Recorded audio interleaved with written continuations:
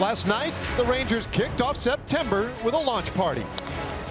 This ball hit well to center field. Cade going back to the wall, and that one is gone. A high drive, soaring fly ball, deep to right, gone! The Rangers try to make it twice as nice today in the rubber match.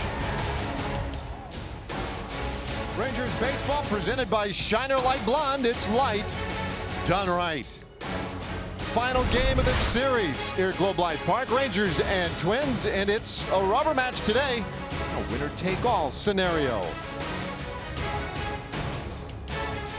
All right, we welcome you in, everybody. Great to be with you once again today. I'm Dave Raymond alongside CJ Nitkowski. Rangers and Twins, and we've talked so much lately about how these young Rangers hitters have done such a great job, and it's true.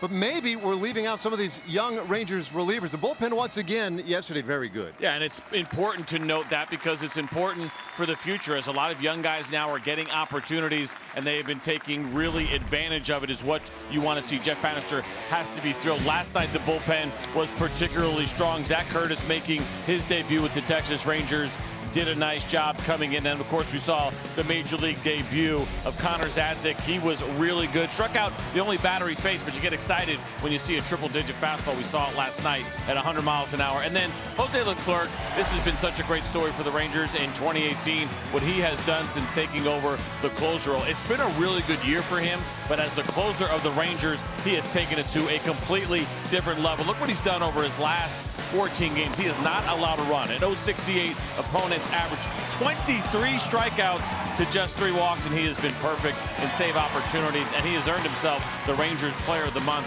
for the great work that he did in August.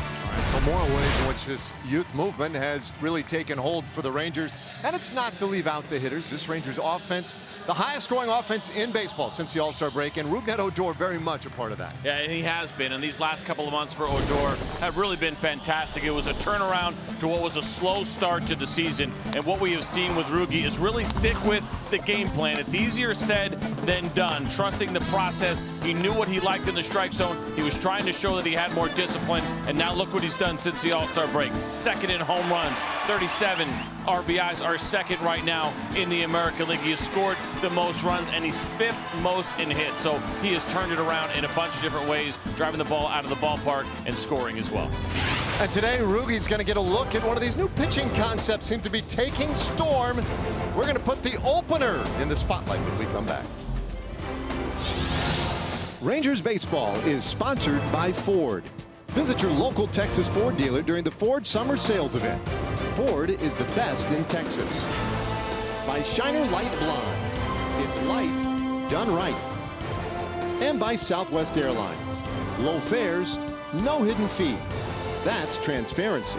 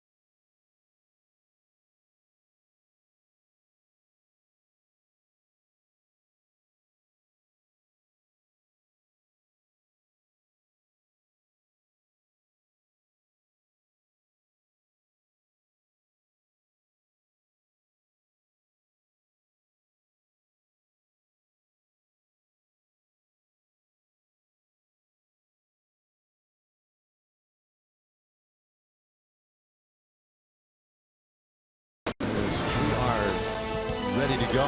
And no, we're talking about our Shiner Light Blonde Spotlight, and today we are going to see our first look at this idea of an opener. Yeah, so this is kind of a new trend that's happening right now in the game for the Minnesota Twins. They're going to throw Moya out there. He is a reliever, and so the idea here is that he may face 4, 5, 6, maybe up to 7 hitters, depending on how his pitch count looks, and then they'll hand the ball over to a starter, their traditional starter. I guess what they're calling their, what was it, their primary pitcher. So new words for everyone to try to figure out. Obviously, I'm doing a really great job with it as we try to figure out the new lingo. But this is going to be interesting because the Rangers are going to try it tomorrow as well. And the idea behind it essentially is you're taking your starter and you're trying to make things a little bit easier for him. And hopefully he doesn't have to face the lineup a third time through. So essentially, your starter takes over somewhere around 5, 6, 7 in the lineup. That's where he actually starts the game. You have your opener throw to the first few hitters, and then he can get deeper in the game, maybe face 20 to 25 hitters. And the idea there is to try to avoid getting to that top and middle of the order. We'll see what happens. We'll see how it works. This basically is something that has to happen if you're not that confident in your starting pitching. If you have good starting pitching, you don't have to do this. But if your starting pitching is struggling a little bit, maybe you have some young pitchers that you're trying to take a little bit of the pressure off where they're not starting the game against the best hitters. That's kind of the idea behind this. So the Twins are doing it this afternoon. The Rangers will do it tomorrow night, and we'll get an idea how this thing's going to work. Yeah, we've seen the Rays do it a number of times already this year. Yesterday, Oakland did it for the first time, although a slight tweak on the concept maybe for Oakland yesterday. And it's something we're going to see with greater frequency by more teams. And it's not just isolated to the Twins, let's say to the Rangers. Just about everybody's going to be jumping on this concept, it seems, in the very near future. In the meantime, for the Rangers, Yohander Mendez has the start today, and Yohander is treating this like a regular start. And so we'll see how that goes for him. So just about ready on a gorgeous sunny day. Temperatures becoming, with each day, it seems like a lot more palatable. Just 91 degrees here as the guys signing autographs for the youngsters, taking the positions with them today. Final game in this series, Twins and Rangers. And the Twins at 63 and 72 overall. They're still 14 back of Cleveland in the Central Division, but second place in that division. We take a look at their starting lineup. Logan Forsythe leads it off at second base. Avery Adrianza, the third baseman, bats second. Then it's Jorge Polanco at short. Grossman, Kepler, Williams, Astudillo doing the catching, bat sixth. Jake Cave, Chris Jimenez, the former Ranger, at first base, and Johnny Field in left field rounds it out. And we'll get to our Shiner Light Blonde pitch arsenal for Mendez. He's here today for the Rangers and recently recalled from the minor leagues. Four-seam fastball, 38% of the time. He's got a two-seamer as well. Slider, changeup, curveball. You'll see that fastball somewhere around 90 to 94. It's been averaging 93 on the four-seamer, 91 on the two-seamer. The two-seam fastball, even though it's been limited exposure so far this year at the big league level, it's been a pretty good pitch for him. And so the idea there is to keep the ball on the ground with the two-seamer, just a 167 batting average against that pitch so far.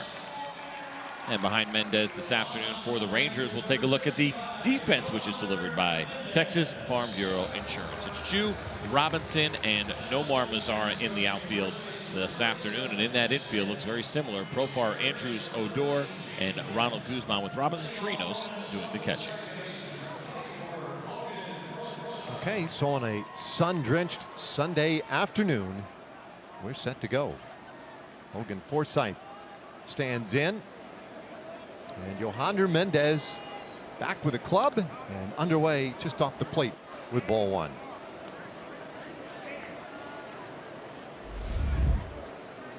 As we mentioned, a little more comfortable.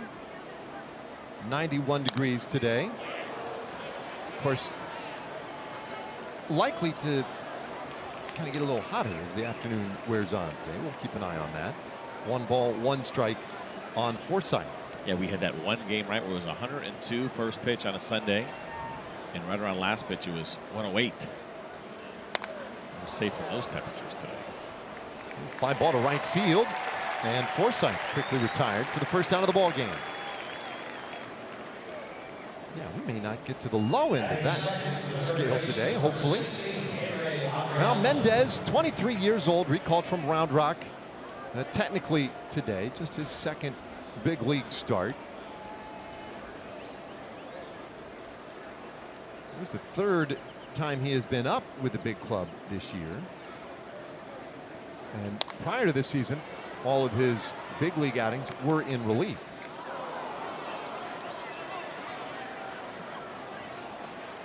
At 10 relief outings going back to 2016 and 17. This one fouled away, and the count 0-2 on Adrianza. Important for Mendez to come out, make sure he's filling up the strike zone, right? Every time you get an opportunity as a young pitcher, you want to keep a good pace. You want to show that you're not worried about the offense, that you're not tentative, that you go right at these guys, throwing strikes with your fastball. And so far, Mendez looks pretty sharp. This one golfed down the left side, foul. And the sharp carry him back into the playing field. Adrianza, switch hitter. That's right-handed this afternoon. He's been better against lefties than righties so far this season. 278 against the lefties, 236 against righties.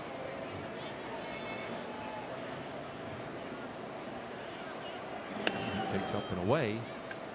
1-2 the count. It's been a career season of sorts for Adrianza. Career highs in games, at bats, hits, doubles, homers, walks. Fouls that one away and it stays 1-2. And he's one of 3 switch hitters that you will see in order in this lineup. 2, 3, 4 for Paul Molitor's club this afternoon. All switch hitters. It's a nice luxury to have. Yeah. Play around with that lineup a little bit. The left-right platoon splits. But tight, 2-2.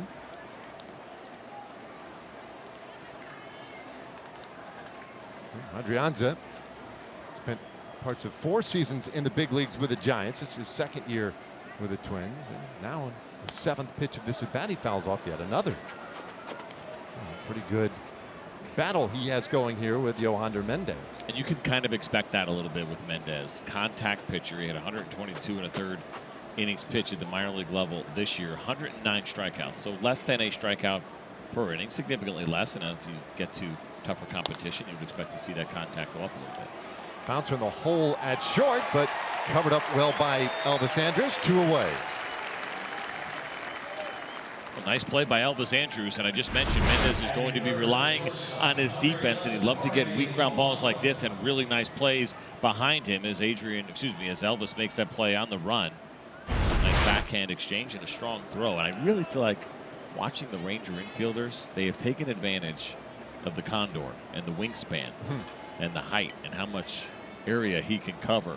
It's got to be very comfortable for an infielder. Really puts you at ease a little bit. That you don't feel like you have to be perfect with your throw. You know, if you get it close within his vicinity, he'll get it. What's he, 6'5"? Yeah, 6'5". And you know, I mean, there are 6'5" guys who have a reach of roughly 6'5", and I don't know what his reach is technically. Yeah. I haven't asked him to, square up to the wall yet, so I can measure it. But I don't know if that reach might not be a little bit bigger. I was going to say, do you think middle finger to middle finger, right? That's the longest finger. That wingspan is taller than your height. Do you think? Oh yeah, absolutely. Yeah. I mean, I think generally speaking, it's usually roughly equivalent to one's Is it really? height. Yeah. So I would be surprised, quite honestly, if it was under 6'5". There's a swing and a miss. Polanco strikes out, and the inning is done. So very nice top of the first for Yohander Mendez. And now here come the Rangers.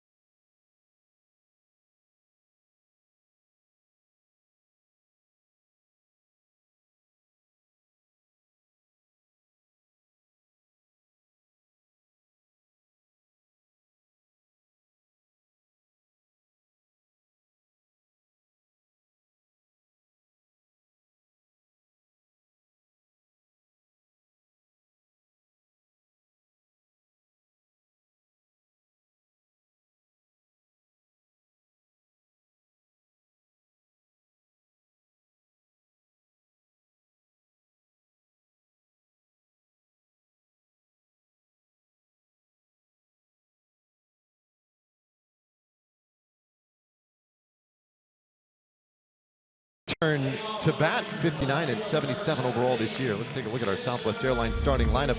Shin-Soo Choo leading it off in left field. We've got Odor at second base. Elvis Andrus at short. The heart of things today, it's Mazara Beltre, the DH, Profar at third. And then rounding things out, Chirinos catching, Guzman at first, and Drew Robinson in center field.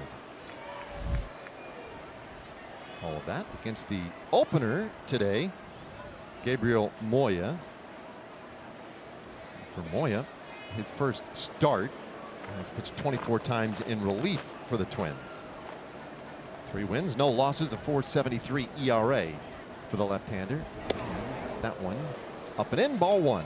So part of this process, which I was very curious about, was to see if Jeff Bannister was going to do anything different with his lineup, knowing that the lefty Moya was starting, knowing that he wasn't going to be in there very long. Or would they change what they were doing as far as how they stacked the lineup? But no real change at all for the Rangers in that regard, because then you have to think about, okay, the guy that's coming in next, the quote-unquote primary pitcher, is expected to stay in there a little bit longer, and they'll go to a righty in that situation. So do you alter your lineup? I wonder if that's going to be part of this for some teams as this thing plays out a little bit. You keep an eye on it. Bouncer foul on the first base line, 2-1 the count. So Moya's start underway, and oh man, peeking over his shoulder. What have I done wrong? I already got somebody going in the bullpen. Well, they didn't that's like Zach those 3 Littell. pitches. What's that? They didn't like those 3 pitches. Yeah. Southwest Airlines bullpen live look. Littell already getting ready for his primary appearance, such as it is. And that's the other part of it, right? Is that the starting pitcher, who has a pretty good idea of usually when he's going to go into the game. Now, he still has an idea, but it's not going to be nearly as exact. He's not starting the bottom of the first inning like he would be in a normal circumstance. So he has to kind of keep an eye on how things are going, and you try to time your warm-up accordingly. And that's the part that I think is tricky for starters, especially young starters who've gotten so used to a routine. This certainly is anything but.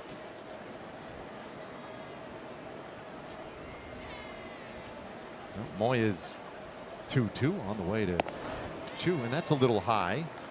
It's a full count. Now Moya has done this at the minor league level 4 times this year, and that was he was in the minor leagues May, June, a little bit of July, and he threw 1 inning in one of those appearances, 2 2/3, 3 innings, and another outing where he went 2 2/3. So this will be much shorter than that. I don't think we're going to see him go 2 2/3 or 3. That's for sure. Ground ball left side of the infield. That can stop Polanco. Long throw, and it's in time. And they get Choo. Take a look at our Shiner light blonde pitch arsenal for Moya this afternoon, and get it in while we can, because he may not be here much longer. Changeup 37% of the time. He's got the 4-seamer, that's 34%. You'll see the slider, you'll see the 2-seam fastball as well. And he's got some really good splits, and that's why I wondered about what Jeff Bannister was going to do. Just a 200 batting average against left-handed hitters so far this year, 262 against the righties. But 3 of the first 4 will be left-handed. So that plays into the favor of Paul Molitor and his opener. Yeah, and I just don't think you're going to see teams mess with their lineup based on this, because if you do, then the whole concept of the opener has won. I mean, you have your best hitters up at the top of the order because you want them to get as many at-bats, and you want them to produce runs. If you start shuffling guys down in the order just because a guy you may see for 1 inning, maybe 2 innings, well, that's, to me, that just doesn't make any sense. Well, what if you went, instead of going 3 out of the first 4 left-handed, the way this lineup is, what if you went Profar, Beltre, Andrus? Well, that's what I'm saying, though. I mean, those are 3 good hitters, guys that are having good years, sure. No doubt. But and then you drop Choo and Mazar, and you bunch your lefties up a little bit later. I'm not talking about the idea of batting Odor 8th, but do you stack some righties at the top when the team is throwing a lefty quote-unquote opener out there? Yeah, I'd be surprised to see anybody get that kind of creative, unless you're just going to throw a blanket over you guys and say, well, they're all, good hitters. We see them as interchangeable parts, but they don't, right? I mean, teams just don't. That's why Odor is always batting over the top of the order. Right now, he's a hot hitter, and you want him up there. If that means he gets 1 more at bat in a game than Beltre right now, well, that's what you're shooting for. 3-1, right? So I mean, I get the idea. Really, what you want is 9 switch hitters. Yes. And then you can assure yourself that as the opener, you're always going to see Pat Venditti, and that's going to be the guy. 3-1, and it's a full count. Yeah, that's the other part of it too. I mean, you don't just throw any guy as your opener. What do you say? He was up like 6 or 7 times this year, up and down. Yeah, Venditti, 8 times. 8 times. So probably not your go-to guy in that spot. Yeah. You want an arm that's been good for you. Moya's been good for the Twins so far this year. We got the one lefty in Chu, and his payoff pitch fouled away by Odor.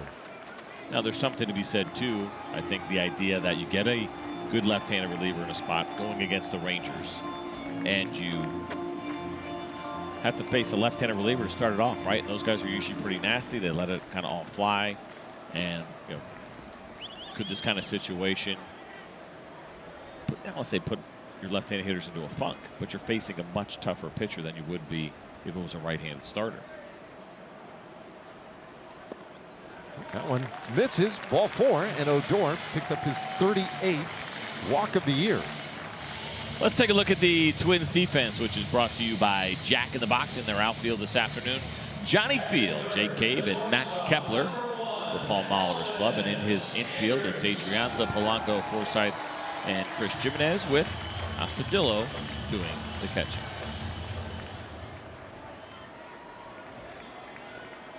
Odor is on now, and here is Elvis Andrus.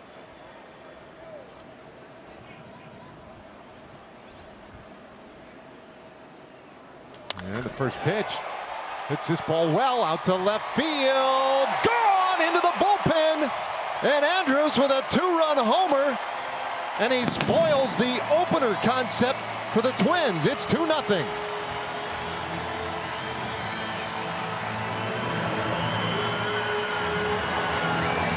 I told you should have been hitting leadoff.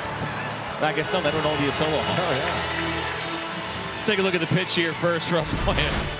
Jurickson Profar, and Elvis Andrus having some fun. This one just split the plate. The one thing with Elvis this year, the batting average has been down a little bit against lefties, but he really has run into some bad luck. He has always been good against lefties over the course of his career. He's been hitting some balls hard that haven't turned into hits, but when you hit 107 miles an hour with a 21-degree launch angle, well, that's going to turn into something special. And it did for Elvis Andrus. His 5th home run of the year. Rangers lead 2-0. Now another left-handed hitter, Nomar Mazara, takes one inside. Now, it does bring up the question about your opener, right? You're going to put a lefty in there against the Rangers' heavily left-handed top of the order. Okay.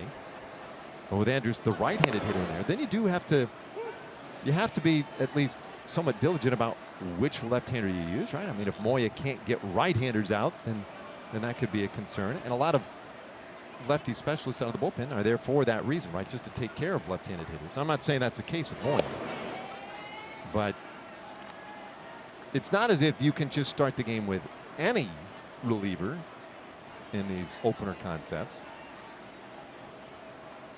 Well, you pointed out he did this 4 times this summer in the minor leagues, and he did it to a 1.93 earned run average in those appearances.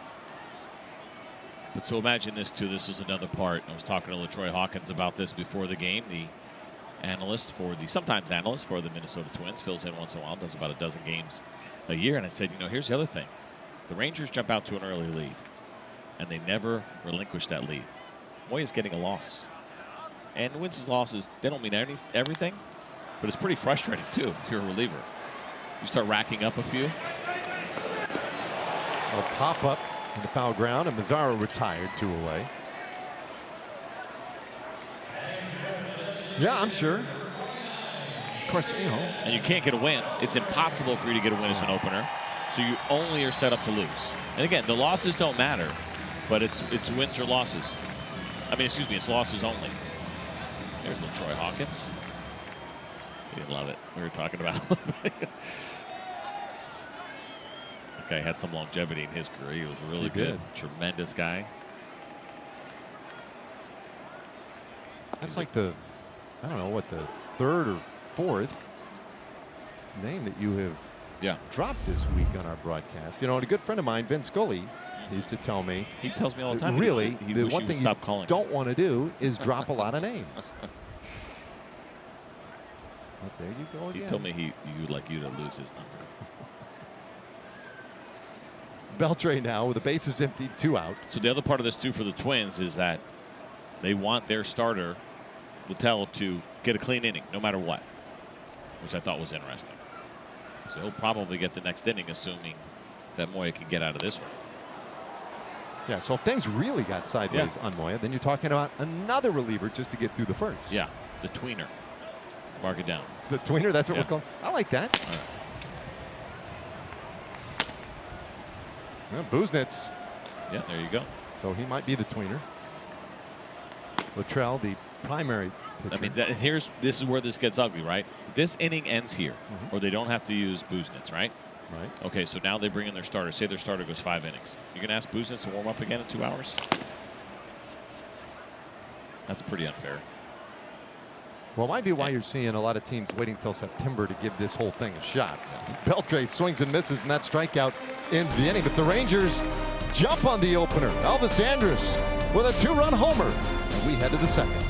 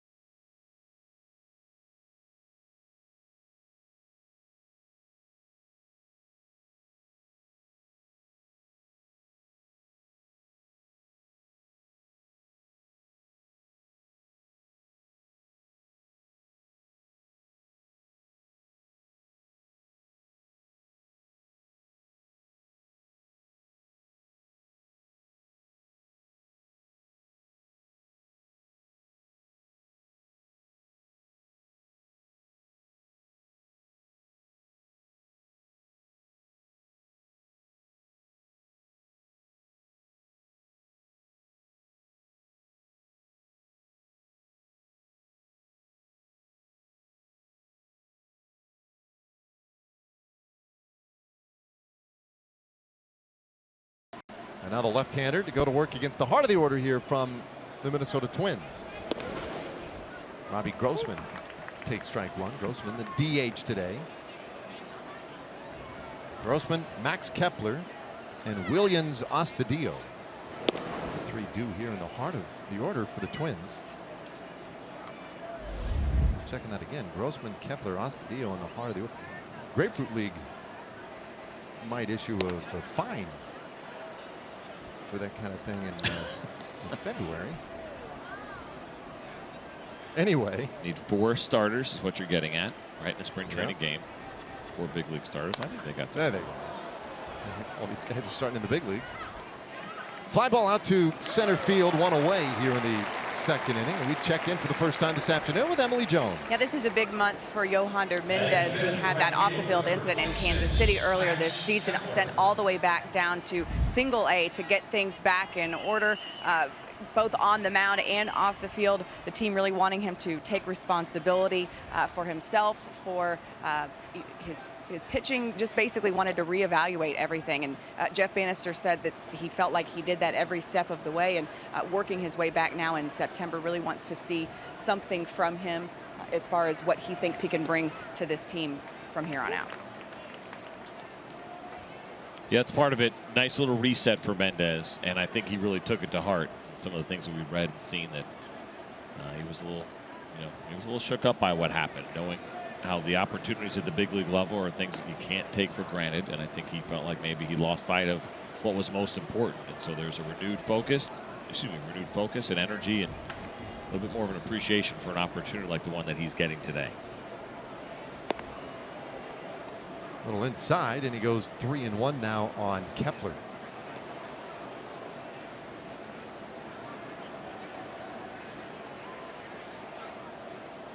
Well, you hope that at the end of it, he'll look back on this season and be really grateful for everything he went through and learned.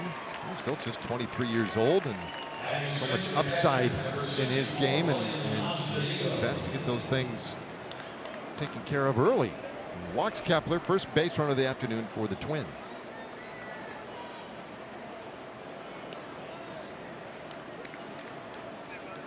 So now he gets Williams Astudillo.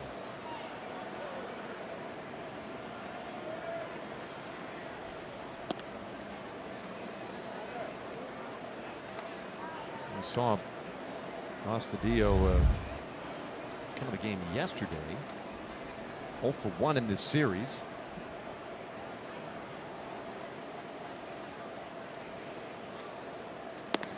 He takes outside 2-0. Little fire plug of a catcher, Astudillo. 26 years old, out of Venezuela, and now a little trip to the mound. Well, first of the ball game for the Rangers.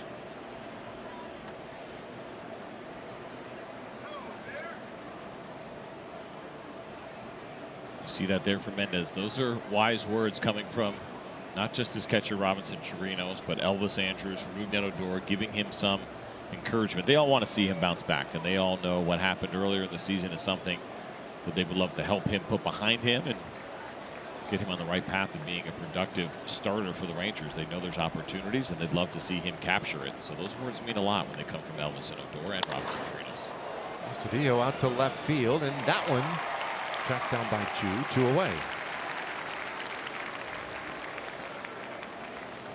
Well struck, but for a long out, and now here comes Jake Cave.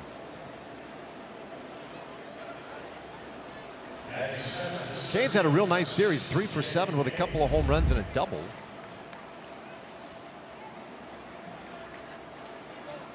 And he's a guy who has done most of his damage this year at home for the Twins. So a bit of a rarity to see him having the kind of success he's had in this series on the road.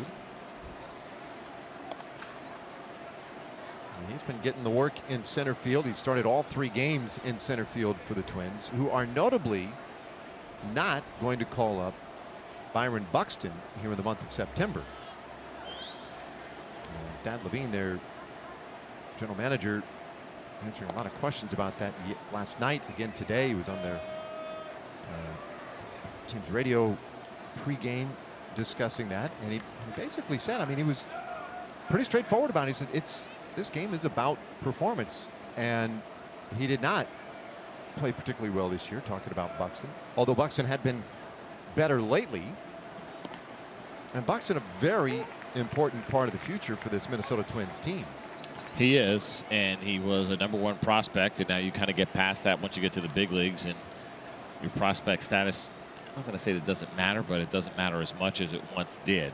Now, he's dealt with some injuries, dealing with that toe all year had been a problem, then the wrist, and so it's just been one of those years for Byron Buxton where there's been a lot of frustration, there's been some struggles staying on the field. That's been an issue, but you know what? It's tough for him because he absolutely crushed it down the stretch in AAA. He was in Rochester, and to finish out August, I mean, he was just absolutely killing it. He had a couple of 3-hit games, a couple of 2-hit games. He had 11 hits over his last 6 games. Couldn't get a call up. This one served out to left field by Cave. Kepler stops at second. First hit of the day for the Twins, and Cave just keeps on chugging in this series. Yeah, this guy's been impressive. He continues to get it done. He's hit a lot of balls hard, and then here he just does a nice job against the lefty. You see the breaking ball left on left, and just kind of keeps his hands in and fillets that thing to left field. Didn't hit it very hard. He bloops it onto left field for a base hit. You're a left-handed hitter against a left-handed pitcher, you'll take that.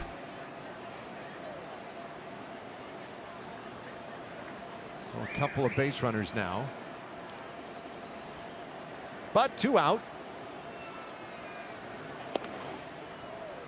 The first pitch in there for a strike to Chris Jimenez, a former Ranger who has made quite the journey to get all the way back now to facing his team with the Minnesota Twins, and he has been with the Twins before in his career. This year primarily with the Cubs, and the numbers you just saw on the screen with Chicago. But a frustrating year for Jimenez.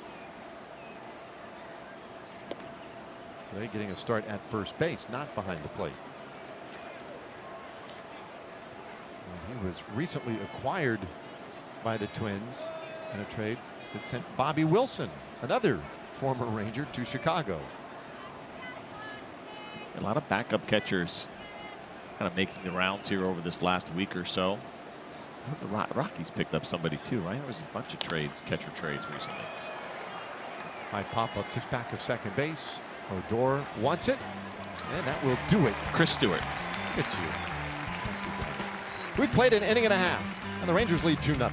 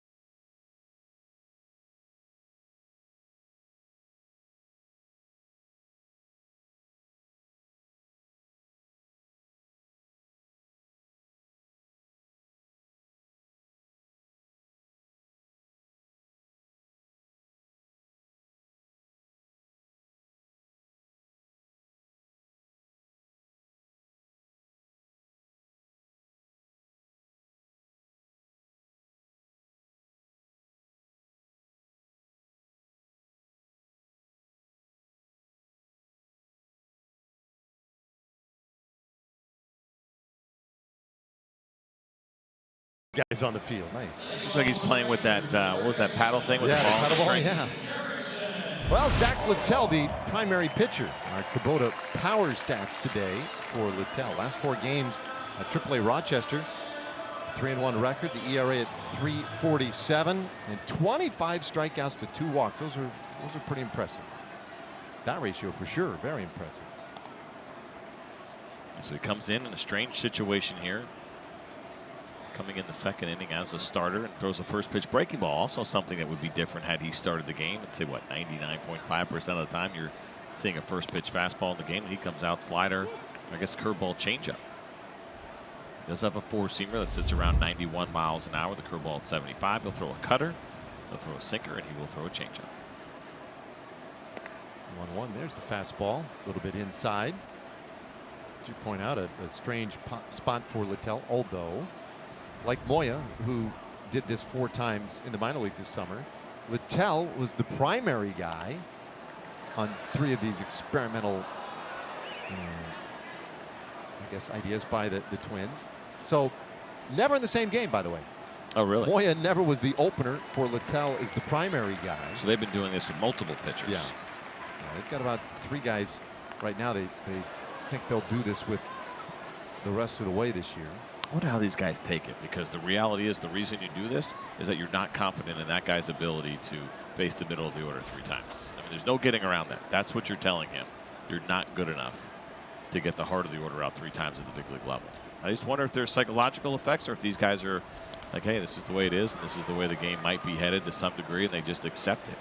You know, they've been doing it one way their entire life as a starting pitcher, and now, you know, the message is no dressing it up. Yes, we could say, oh, well, we'll put you in the best position to succeed. I wonder about that part, how the modern player is accepting of the message that is sent when you're used as this primary pitcher.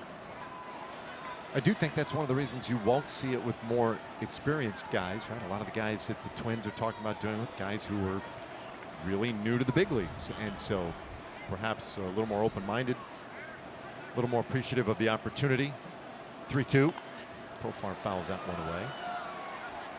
I think it's going to be harder, maybe, like they've said that, as an example, Jake Odorizzi, they're not going to do that with him. Sure. Even though he might, you know, if you look at it, Odorizzi might be a really good candidate for that. But they're just not going to ask him to do it. Profar sends this one out to right center field. That one's well struck. And it will roll all the way to the wall. Jurickson tiptoes into second with his 31st double of the year.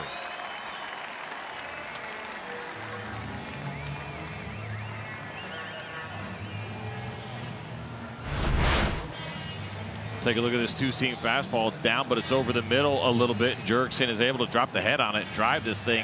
And right off the bat, you knew it was headed for the gap, and nobody was going to have a chance to get it. It was just a matter of whether or not Jurickson would get a favorable bounce, and would he have a chance at a triple. And you see this thing just two-hop the wall, fall straight to Cave, who's able to get it in pretty quickly. That definitely goes down as a quality at bat right there. 8-pitch at bat for Profar that results. Rather, 9-pitch at bat that results in a double. So Chirinos is turned away by ball one. And now we'll have to get a visit because there was a cross-up on the pitches. So that'll be the second visit for the Twins, right? Oh, no, that's right. I'm sorry. Chirinos went out earlier. So, you know, you were talking in the first inning when Moya was out there. You were talking about the left-right situation, right? So the Rangers were sending 3 out of 4 left-handed hitters that inning. And so for Moya, that plays into his hands a little bit as a left-hander. Now Littell comes in the game. And Littell, the first 4 hitters he'll face today, well, 3 of them left-handers. So if it's about, you know, missing left-handed hitters for Littell, that didn't work out. Yeah. Profar the switch, and then Guzman and Robinson at the bottom. Well, especially in September, but a team like the Rangers will have that option, right? With Drew Robinson and Guzman in there, you're going to have that option to be able to do that. There's a lot of lefties. But I think this is really more about him staying away from the middle of the order third time through. I don't know, man. You know, we'll see how this thing plays out. It's like anything. I'm sure you get used to it. I feel a little discombobulated with the whole situation. Just even as, well, here's your starter in the second inning and how you're going to refer to him over the course of the game. He didn't start the game. He can't do anything but win this game, even though he's going to be the guy that's asked to take on the bulk of the innings. The only way he could lose this game is if the Twins tie it back up and then he gives up the lead. Yeah, that's I guess that is the other side of it, right? We're talking about Moya. All he could do really was lose. So now you put your starters, well, your sort of starters, your primaries anyway, in a spot where more or less all they could do is win. That one came in, and that one got Chirinos. That's the 15th time that he has been hit this year. Goodness. So 2 base runners in this second inning. This was close. At first I thought it might have been a wild pitcher pass ball, two-seam fastball, and it kept coming in. Did I hit him? Got him on the elbow. Oh, it did? I think. It caught glove. Yeah, it did. There's the reaction. And Robinson's such an honest guy. You know he's not going to lie. Let's see it right here. Oh, yeah. Clear as day. Clear as day. Couldn't be more obvious. Here's Guzman. And they'll hit one on the ground, second base. Quick flip. And they'll turn 2. 4-6-3. Just like that. The inning changes dramatically. So Profar at third base, but there are suddenly 2 gone.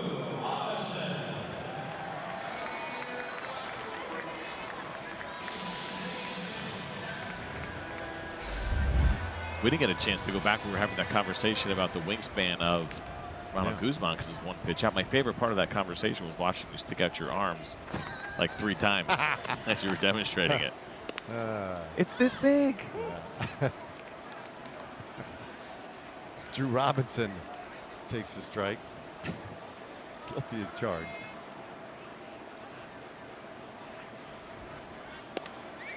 Of course, we work on TV. A lot of times what we're describing or talking about is on the screen, and we can rely on that a little bit. On the radio, when you're doing your radio show, how often do you find yourself? All the time. Yeah. All the time. I talk with my hands anyway, in general.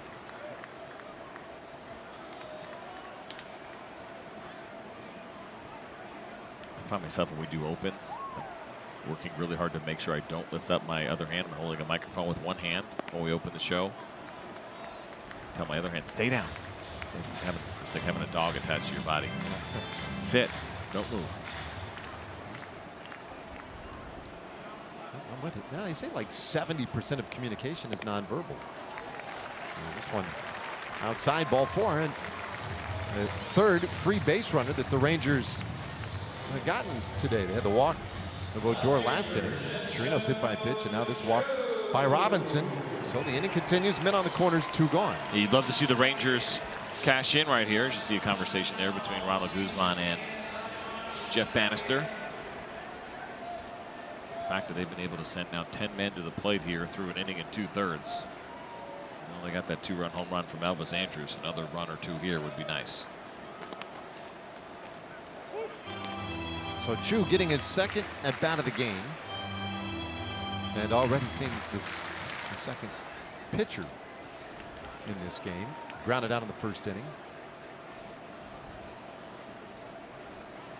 Littell already had to expend a little energy here in this first inning. Oh, that one hurt. Fouled off Chu's foot. I love that right there. Kick his bat. Yeah.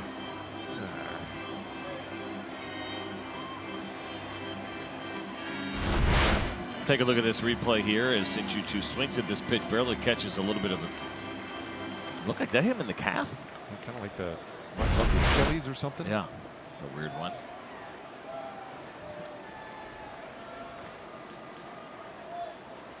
Oh, 2. That was very high. I think the other part of this for people that are having conversations and talking about just using this system is you can't expect your opener to be perfect. It's not going to have a 0 ERA in these spots. They are going to let up runs, and you're certainly aware that that's a possibility. I don't think you do this and expect a 0 every single time. And you're okay with that. There's no way you would be. To ask a relief pitcher to start a game and be perfect through 4 or 5 batters, I think is unreasonable. You like your chances, though, of his ability to be able to do that. That's why you do it. I do think just because you score in that opener early doesn't necessarily mean that it's a failed experiment. 2 strikes out swinging, and that ends the inning. Rangers leave him on the corners. We've played 2 innings. Rangers 2, Twins nothing.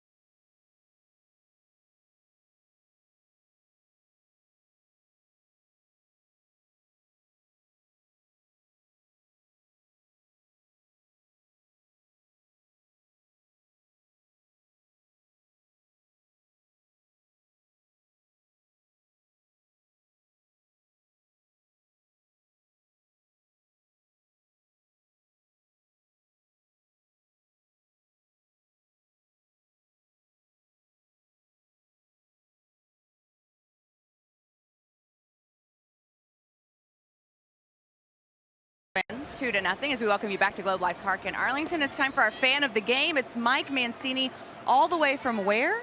From France, Marseille in the south. All the way from France. That gets you the fan of the game. I want you to say something to me in French, like I like baseball. J'adore le baseball. Allez Rangers! Oh, see, fan of the game right here. Let's be real, guys. I just wanted to hear a guy talk in French. Au revoir. Au revoir. Passez une bonne journée. Okay. Allez Rangers! Whatever he says, guys. Wow. It's impressive. Good aim, mate. This one I don't popped think up that was back accurate. to first. And Guzman takes care of it. Johnny Field retired, one away. That was like a Michael Scott move right there. What? Everything goes back to your Australian accent. All right, top of the order coming now. She said he was French, right? My little guy does that. No matter what accent he tries, 10-year-old, it always goes back to an Irish accent. It always has something to do with Lucky Charms.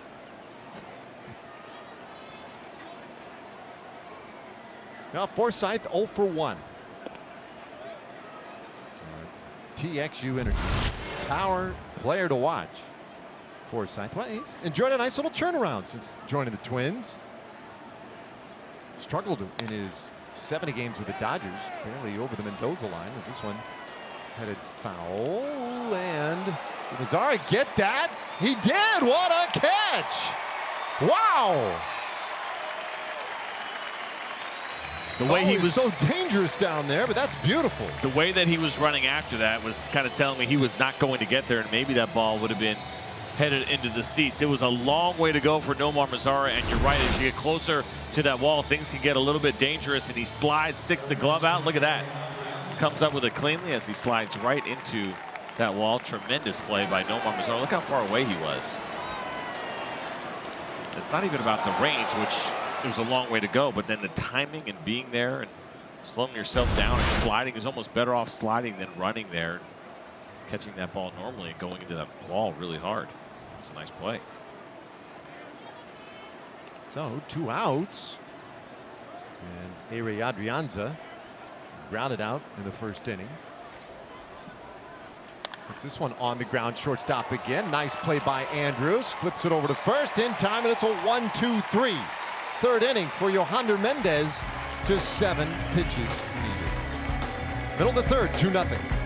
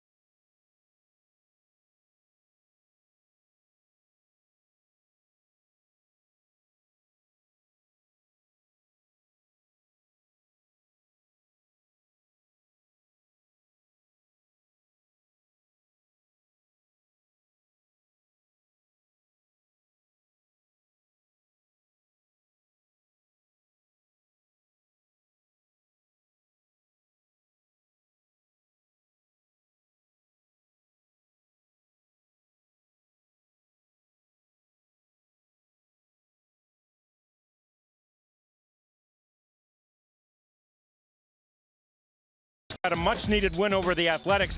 They keep pace with the A's in the American League wild card chase. Ben Gamble got them started in the first. They never look back. They win it 8-7. I would have done this whole thing in French, except it seemed like that was more appropriate for last half inning. Yeah, I think so. I think we, as they say. That's all I got. Oui. Well, how about the Mariners, though? Trying to stay in that thing with Oakland. And Oakland, by the way, they went with the opener last night. I referenced that earlier this afternoon. You point out not exactly the opener concept, though, for Oakland. Yeah, so they ended up, what did they end up doing? Yeah, that was yesterday? Yeah, Liam Hendricks. How far do you go? That was my point I made up. Yeah, because they're not going with the primary. Yeah. They're just kind of more of a bullpen.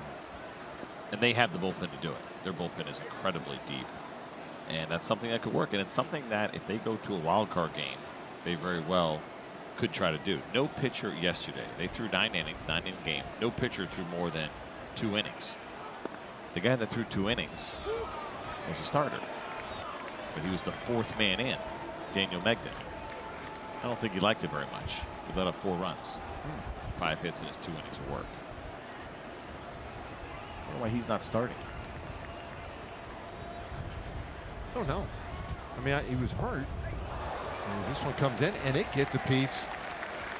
And Odor is on to start the 3rd inning. Didn't hurt him very much, apparently. A little Pete Rose-esque right there. So 2 at-bats. Rugi is on in both of those, or I should say plate appearances, a walk and a hit by pitch. And it's worth noting, we talked about it in a bunch. His walk rate coming into this game, 8.5%. As you take a look at this breaking ball, catch him right there on the right foot. Both of them get up in the air. That walk rate now is just slightly below league average. We've never looked at Rougned Odor as a guy that would take very many walks. His walk rate over the course of his career been in the 4s and the 3s each year. 4.9 last year. This year he's getting closer and closer to 9%. That is a tremendous improvement. We talked about him in our open as well, and just continues to happen for Rougned Odor. The discipline, the work, it's all paying off. That's an area. It's one thing the batting average comes up and you continue to hit, but his ability to show more discipline, draw more walks, that is not easy to do at the big league level, especially a guy who is as aggressive as Odor is. He deserves a lot of credit. Yeah, that might be the most striking way that he has turned things around. Although defensively, he's been so good as well this year. So he is on. Rangers got 2 runs in the 1st inning. Those were off Moya. It was Andrus with a big home run to plate those 2. Takes a strike. The count of ball and 2 strikes here. Just the 5th homer of the year for Elvis. But the numbers this year for Andrus, they're really going to look a little goofy. Missing those 2 months at the beginning of the year just throws everything off. And he chases strike 3, and there's one away here in the 3rd inning. Hey, Southwest Airlines and Fox Sports Southwest invite you to slide into a suite. Tweet where you want to get away. Tag Fox Sports Southwest. Use the hashtag rather sweepstakes for your chance to win a VIP Texas Rangers suite experience, as well as 40,000 rapid reward points. See,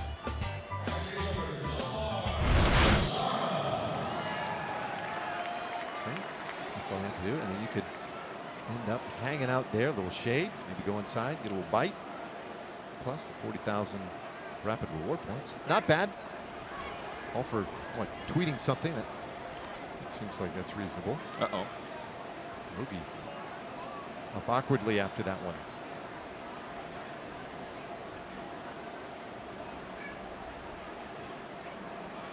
Trump just had his car keys in his pocket or something. Yeah, could be that. Let's see here as he dives back. He hit hard on that right hip. I didn't love the reaction from Odor. I guess he's okay.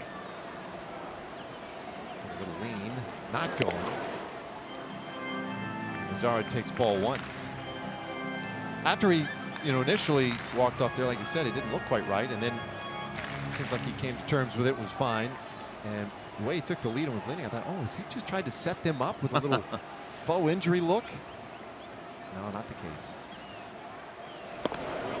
Outside, outside corner, 1-1.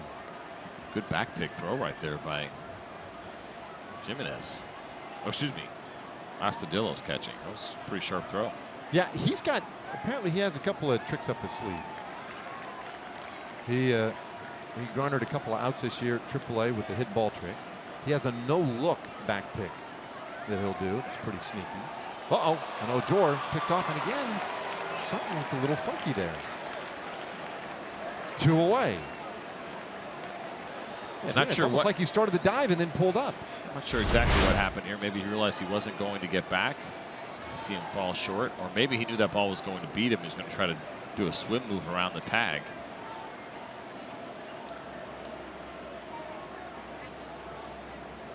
It's a good move. The Twins were working really hard on Odor right there as far as holding him on, keeping him close. Strike 2 on Mazzara.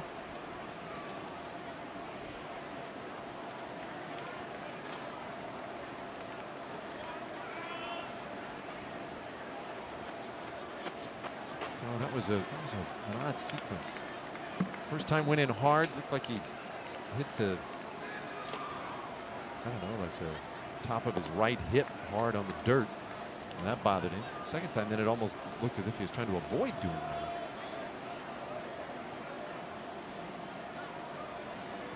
Anywho, base is empty, and the count 2 balls and 2 strikes on Nomar Mazara.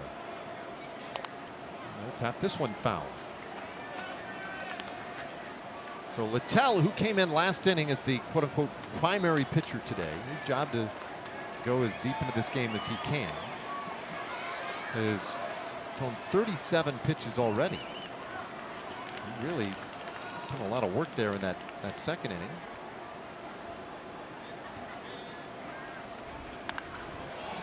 Mazzara will make him work a little harder.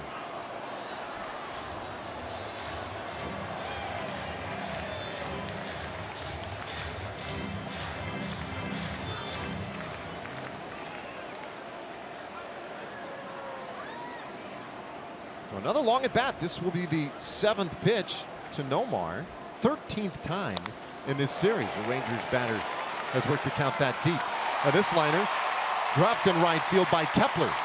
Mazzara slides into second. And he has a double.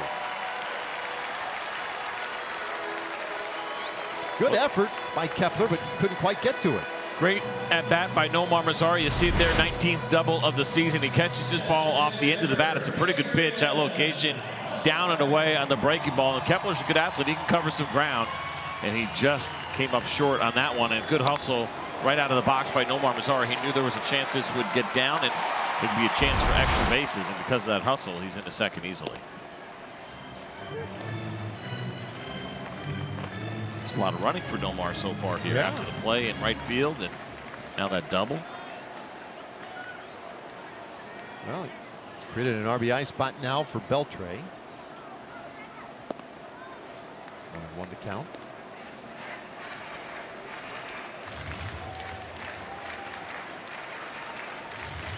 Beltre struck out swinging in the first inning.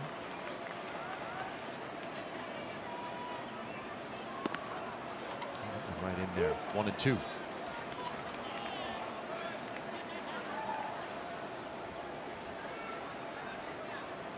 Home run yesterday for Adrian.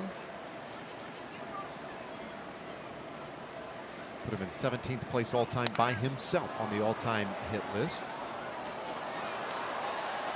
And now he's closing in on 16th place all-time. Paul Wainer, who is just 9 hits ahead of him. So he'd catch Wainer and Brett this season. Amazing, with 2 big targets for next year if he wants to come back. 1-2 pitch and a high pop-up left side of the infield. Brianza is there, and the inning is done. Rangers leave a man in scoring position. So we played 3 complete. Rangers lead 2-0.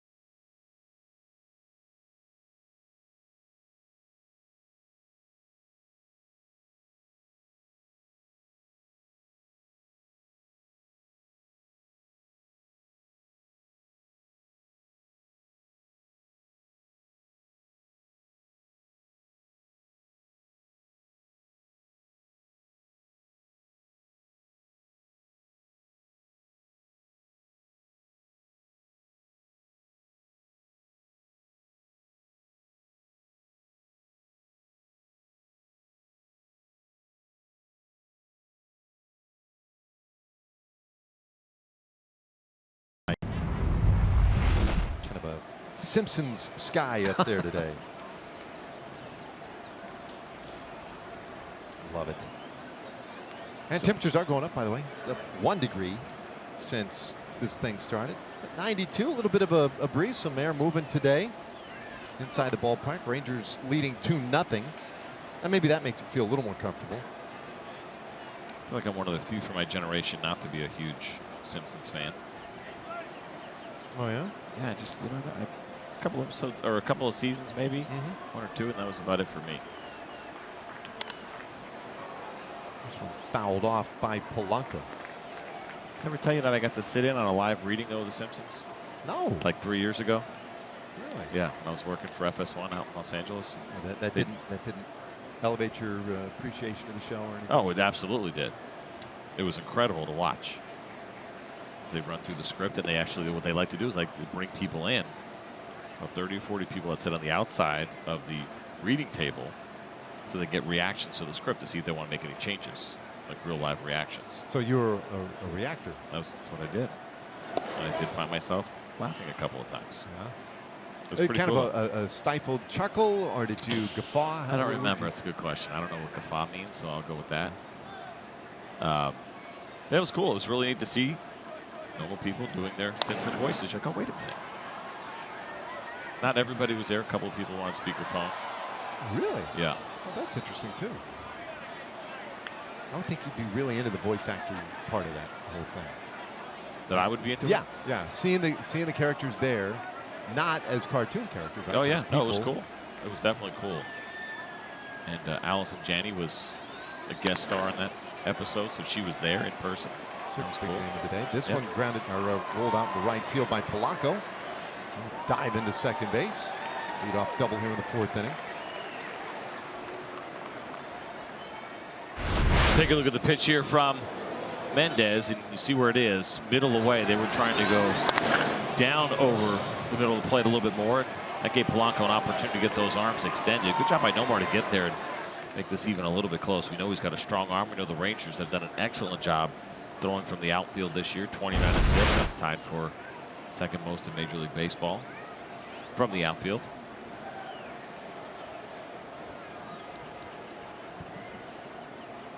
Grossman now. Yeah, hit this one on the ground through into left field. That's a base hit. Polanco has to stop at third base, but the Twins have him on the corners, nobody out.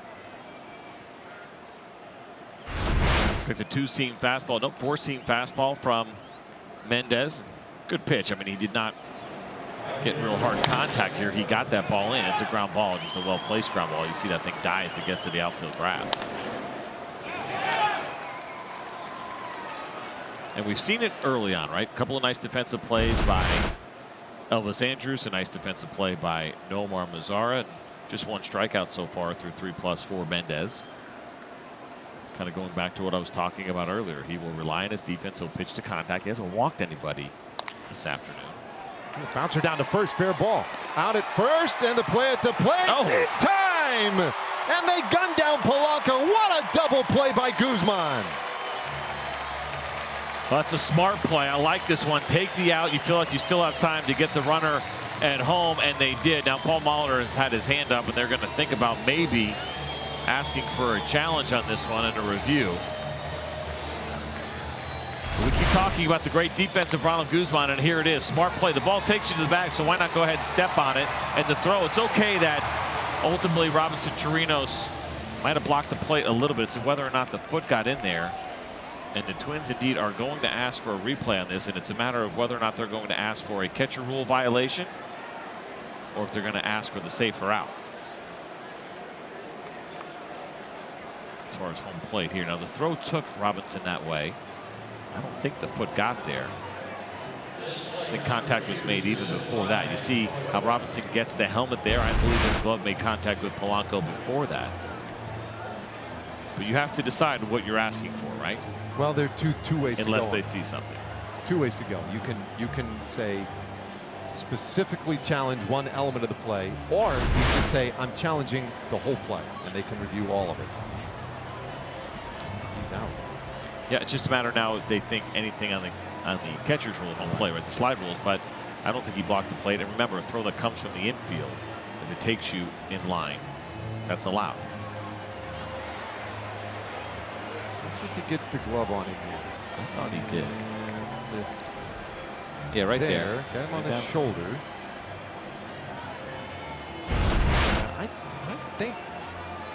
I think it's going to stand.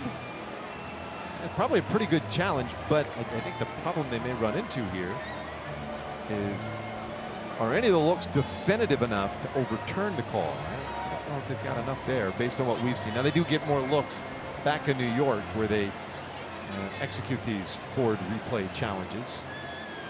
What I really like, though, for Ronald Guzman and what he did there, he let the way that the ball was hit dictate what he was going to do, right? Because the ball kind of took him toward the bag. He's like, let me get this out, and I think I can get both. Right now, if the throw took him a little bit to the right or he had to come in to get the ball, then he's going to throw the ball home.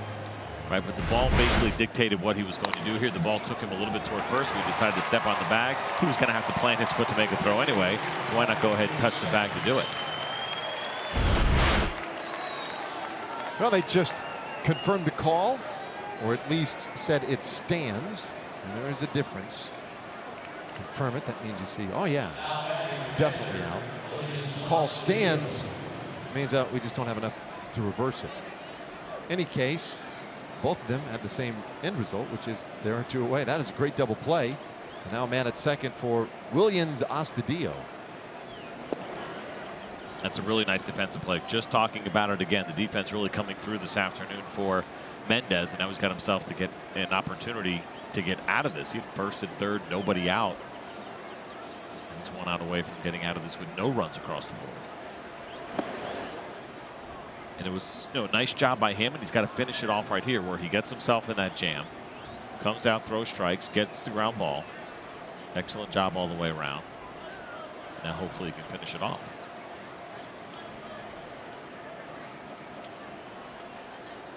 Two-0 pitch, and that is up and away. Astudillo got a little Pablo in him for you? Yeah, I can see a little bit of that. Pablo Sandoval, of course. He's got a very stubby build. Usual stance. He's kind of pointing the barrel of the bat at the pitcher. Now you'll see guys do that with it over their head. Mike Trout does that. If you watch Mike Trout, the way that bat is pointed. Astudillo does it with his hands down low.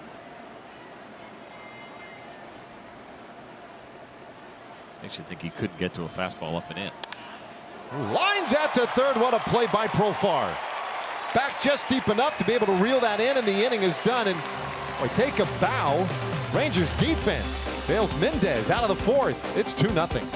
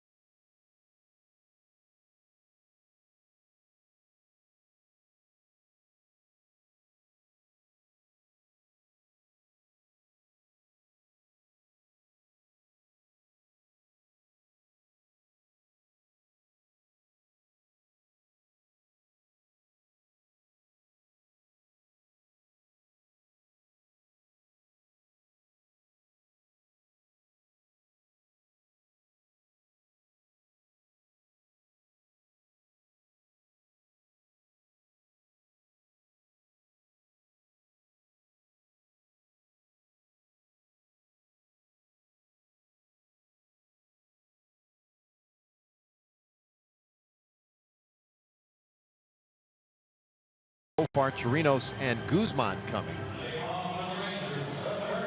Beautiful skies today. Yeah, I'm kind of with you, CJ. I did not really jump in the Simpsons thing either at the time, but now with my kids, my middle child really loved it. And so we go back and we watch a lot of the old episodes. They're really funny. Really funny, man. But I wasn't all that tied into it at the time. Profar just made a great play defensively. And so of course he leads off this 4th inning. He takes a strike. Out of 9 pitch at bat in the 2nd inning. Started that 2nd inning ultimately with a double. That ball, by the way, was hit 107 miles per hour. That was a great play by Profar. Hopefully Kelly got some pictures of that full extension. That there's a poster to be made for Jurickson's room. Out of the way, 1-2.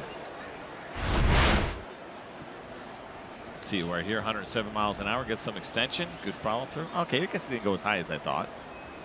Still a great play. Yeah. I thought he was all the way up. Yeah, I'm with you. I mean, it reacts so quickly. It happens so fast. He was still on the way up when he caught it. Well, plus you have that, right, that vertical leap competition that's happening around the infield. These guys love to brag amongst each other. Elvis gets up and he likes to put his hand up about 2 feet higher than he actually jumped. Show the rest of the infielders how high he went. And Rugi does the same thing, and I kind of wonder if they would bust Jurickson's chops and say, I wasn't that high. Profar shanks that one foul. Well, Jurickson, one of a number of young players on this team. As we take a look at our WinStar World Casino and Resort leaderboard, and you talk about players 25 and under hitting home runs. The Rangers have 107. That is a franchise record, and way more than any of the other teams in baseball that would consider themselves close. And Profar takes strike 3, one away. I mean, the Cubs were the next closest team with 88 home runs by, let's just call them young players. Rangers with 107. It's a good sign. I think if you're a Ranger fan, you should be thinking about what this roster looks like, what it's going to look like going forward, and talk about this, not the year that you wish the Rangers had, but at the same time, when all these young players contributing in big ways and good things happening, you can see how this thing can get turned around relatively quickly. Certainly on the offensive side, and we're seeing some of these bullpen arms as well start to emerge. And we'll get a deeper look at that in September, and those are reasons to be optimistic. 0-2 on Chirinos, who was hit by a pitch in the 2nd inning. Chirinos has been hit twice in this series, and you'd be forgiven if you didn't really notice either of them when it happened. This one came in and it just turns it foul, deep and out of play. None of those people saw that ball coming. They all jumped when it hit the seat right behind them. Wow. No, what were you saying? I'm sorry. Wouldn't have noticed what? You'd be excused if you didn't notice when he got hit both times. Earlier today, it grazed the Velcro of his batting glove, and in the first game of the series Friday, he was hit on the cheek. Or on the beard. The jowl. 2-2. This was Friday. This was freaky, man. It's scary a little bit at the same time. But the fact that the catcher caught it, you weren't sure if it hit him. And to think about how close this was. Look at that. See his chin move? Amazing. I was grateful that he was okay and it wasn't any worse. He goes after strike 3 here, 2 away. Gives us a moment now. Hear from our friends over at Kia. When you're America's best value, you don't need some over-the-top celebration.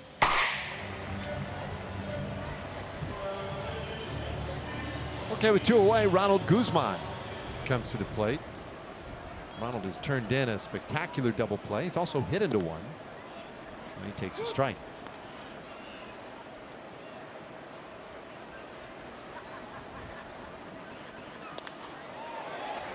This one in the air, out to left field, drops in front of field, and Guzman is aboard. Let's take a look at this swing here from Ronald Guzman. It's been a good year for him offensively. First time around in the big leagues. He gets an off-speed pitch. Look at a changeup just spinning away and diving down. and he stays with it. Slices that thing into left field. That's a good approach for Ronald Guzman.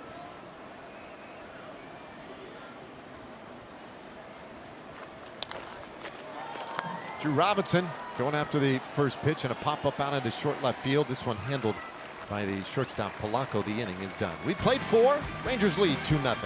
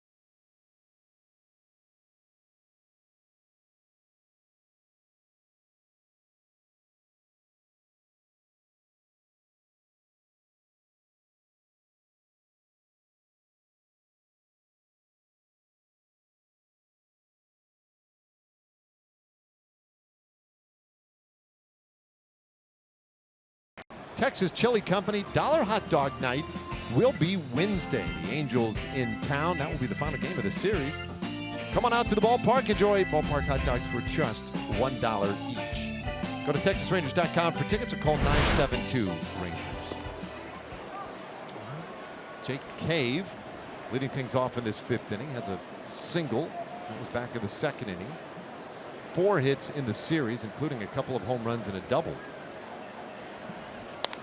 On the ground, right side. Odor's right there. 1 away.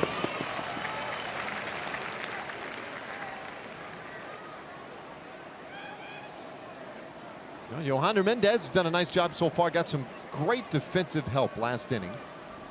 Helped make sure that the 4th inning was a scoreless one. But working here in the 5th and still has not yet gotten to 60 pitches for the afternoon.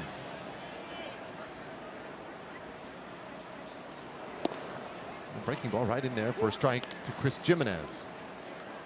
He's done a really nice job of trusting his stuff, throwing strikes. That's what you want to see from Mendez. First time back here in the big leagues. He's been very impressive.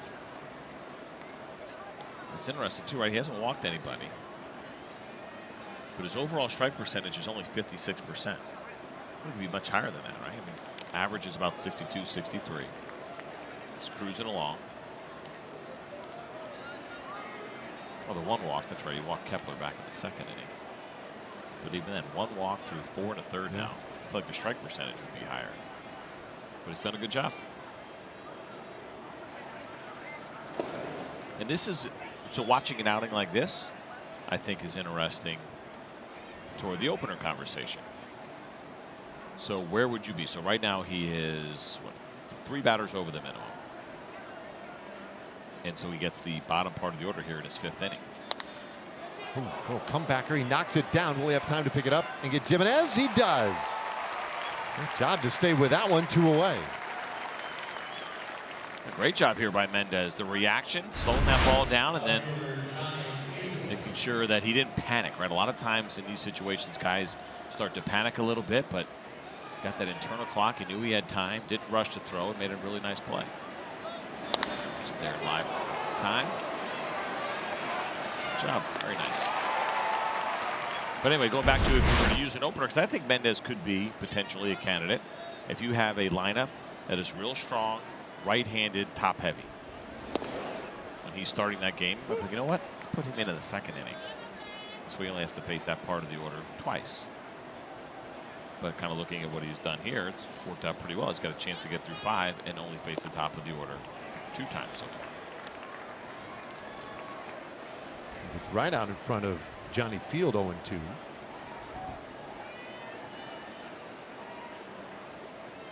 As things continue on this afternoon, it looks like he's getting better and better. Field hits his ball well down the left field line and foul. I think the Yankees are a good example. If Mendez was going to start against the Yankees, and right now McCutchen is leading off, and I know that Judge is not there. Let's say a healthy Yankee lineup, or maybe it's Brett Gardner leading off. Okay, you got the lefty, but you got those big righties in the middle. Well, you got Stanton, you got Judge, Gary Sanchez. That's a good time for me. Where you know what? Let's have him come in after our opener gets to those guys the first time. Another comebacker. That's a 1-2-3 fifth inning for Yohander Mendez. So off we go to the bottom of the 5th. Top of the order coming for the Rangers.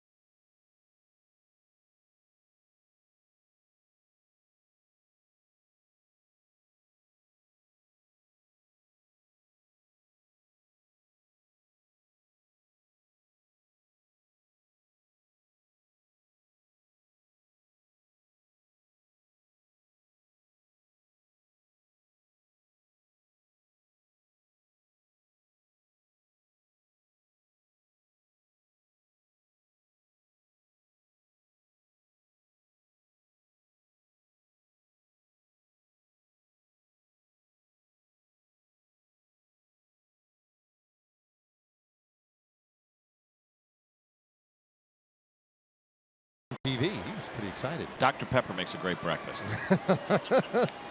Woo! Poor dad. That's me though, trying to keep up with your kids with the dad moves. Yeah. He was just the elbows in the chair. Yeah. I'm with you, son.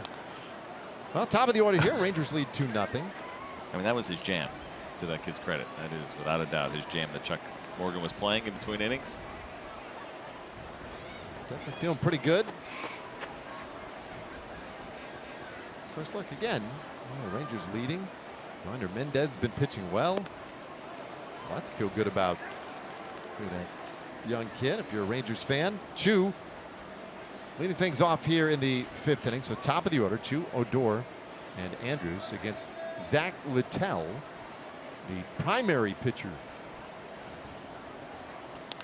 And a check swing roller, or half swing roller anyway, to the left side of the infield. And Chu retired, 1 away. Looks like he might wanted to stop that swing. All right, here comes Rougned Odor.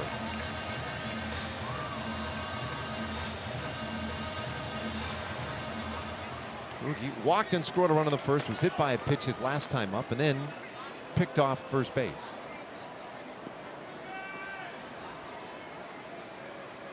Rangers 2 runs came in the first inning. Since then, they've had at least 1 hit in every inning. Had base runners aplenty, but have not been able to add to that early lead. Rugi sitting on 18 home runs and 61 RBIs.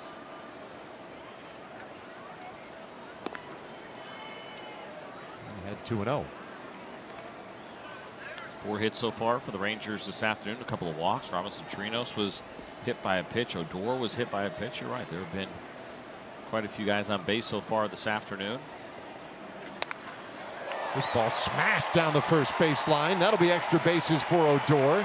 Heads to second, and he'll stop there with a 1-out double. 22nd double of the year for Odor. And another quality at bat. He continues to get it done. Does Rougned Odor. This ball is laced down the right field line and right out of the box. Rougned always thinking a base ahead, and as soon as he saw that ball bounce off the wall and it bounced directly to the left fielder in that spot, Max Kepler, he knew he couldn't go for 3, but he's thinking 3 out of the box. You never know what's going to happen in that corner, but you see that hard bounce right to Kepler. So it's an easy double for Rougned.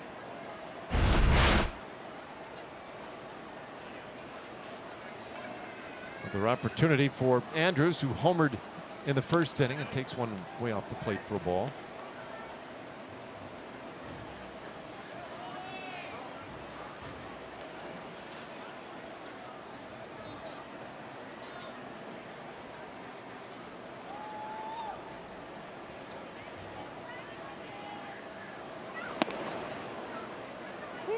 Elvis now a week past his 30th birthday. Last week turned 30 years old, and as he hit that milestone, he had 1,535 career hits. That's second most in Rangers history for a player by their 30th birthday. The highest was Pudge.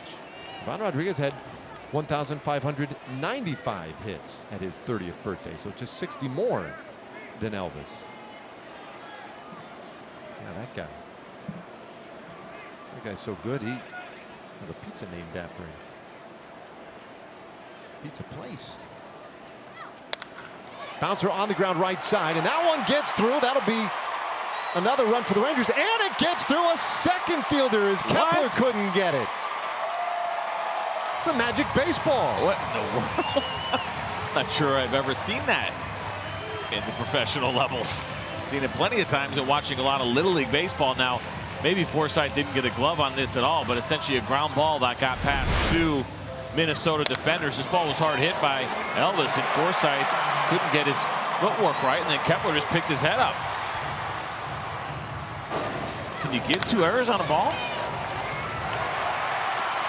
I mean, you can get, if you wanted to, you can give an error to Forsythe, and because that allowed Elvis to reach first, and then you can give an error on Kepler because it allowed Elvis to go to second. Unless you're giving a hit there. Oh, E4, E9. Double dizzle. We don't see it too often. And you see 2 errors on a play, but there's usually a throw involved, which would have been great if Cave picked it up and overthrew, and Elvis went to third. I don't know if you noticed when Cave went over to pick it up, stuck his arm down, he grabbed it, and he held it down there for a little while. This one lined out to right field, and Kepler is there, 2 away. Looks like he was trying to tame that thing. All right, time for a Chevy game break. Let's check in with John Radigan. Yeah, Dave, Blake Snell has been one of the best stories in Major League Baseball this season. Last night, beat the Indians. It's his 17th win of the year. Tied for the Major League lead with Luis Severino and Corey Kluber. And his ERA is better than those 2. He's right in the middle of that Cy Young race now, guys. Yeah, thanks, John. What a year it has been for him. He doesn't need an opener. No, he certainly does not.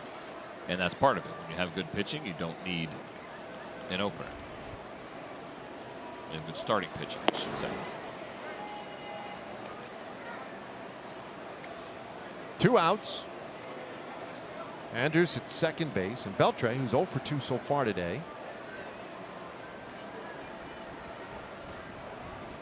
Second time he's been up with a runner in scoring position this afternoon, and he fouls this one away. It's 1-1.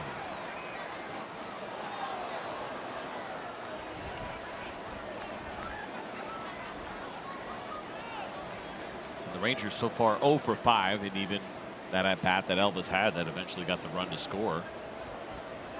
Rougned was on second, not a hit, so it's an 0 for there, but the Rangers are happy with those 3 runs across the board.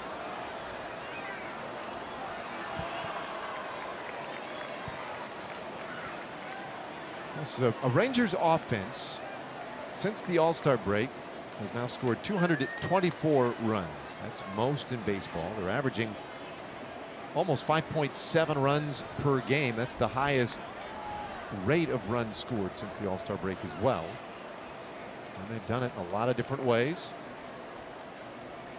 Number of guys contributing, as one would expect. You have to when you're going to be as effective, as potent as this offense rather has been. You can't do it with just one or two guys. Bouncer right side. Easy Sunday hop there for Forsythe, and he'll throw out. Beltre, the inning is done. The Rangers pick up an unearned run. And we will go to the 6th inning, 3-0.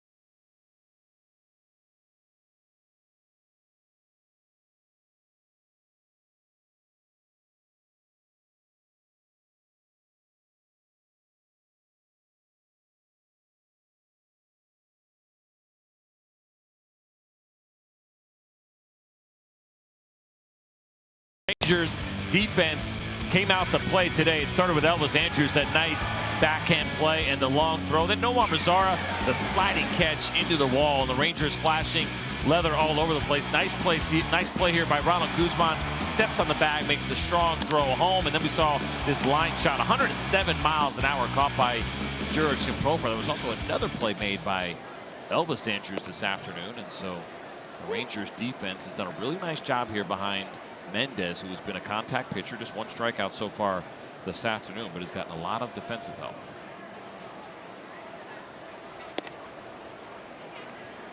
This is the top of the order here. There's his line, and that looks even better, really, than you would almost expect. Well, he's been efficient. In their first strike, 1 and 2 to Forsythe. This is the 3rd time through the order for Yohander Mendez. So that'll be interesting to see. Do these Twins make some kind of an adjustment? Forsythe has twice flied out to right field. And that one missing inside makes it 2 and 2. And being that this is the 3rd time through the order right now, and top of the order, not surprising to see the Rangers getting a little bit of action. You see Alex Claudio warming up now in that Ranger bullpen. It's probably a good idea. It's been a really good afternoon here for Mendez, and as you keep an eye on this part of the lineup, kind of go batter by batter if you can. Looks like Alex, say, probably not ready for the on-deck hitter, but most likely Polanco, based on the speed in which he is throwing, the pace that he is using. So Mendez will get a couple of hitters here, and if he can get through the first 2, then he may have a shot to get through the 6th inning. Stays 2 and 2.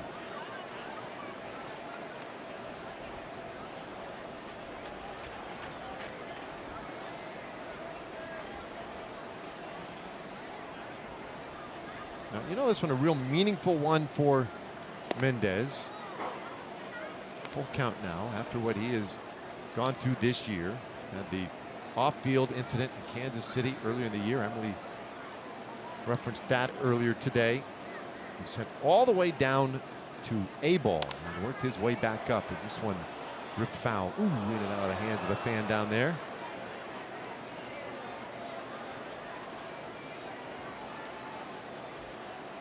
So he's done everything the ball club has asked.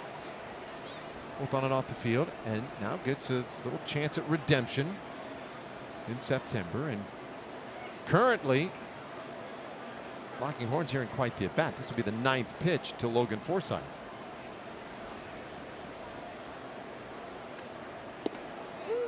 And strike 3 called. Just his 2nd strikeout of the game, and that's a big one. It is, and that was Payne on a 3-2 count. Nice pitch by Mendez, and he did it at 94 miles an hour, which is also impressive. They're trying to go middle, and he missed his spot a little bit, but there was a margin for error. You see the good look at the 4-seam fastball grip.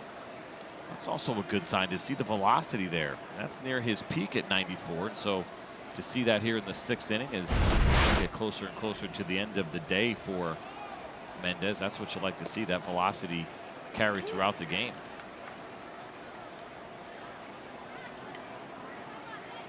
So just as Forsythe rather had flied out twice to right. Adrianza has grounded out twice to short. Certain patterns have emerged.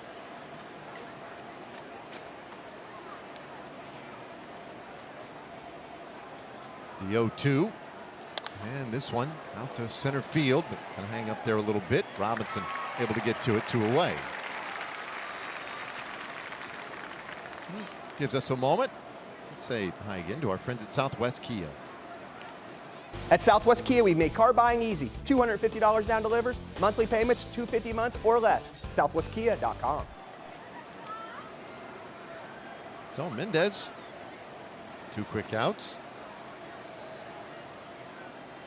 Jorge Polanco is 1 for 2. He doubled in the 4th inning. Got under this one, popped it up left side of the infield. Andrews is there, and it's a 1-2-3 6th inning. Yohander Mendez would be making this look any easier. We go to the bottom of the 6th, 3-0.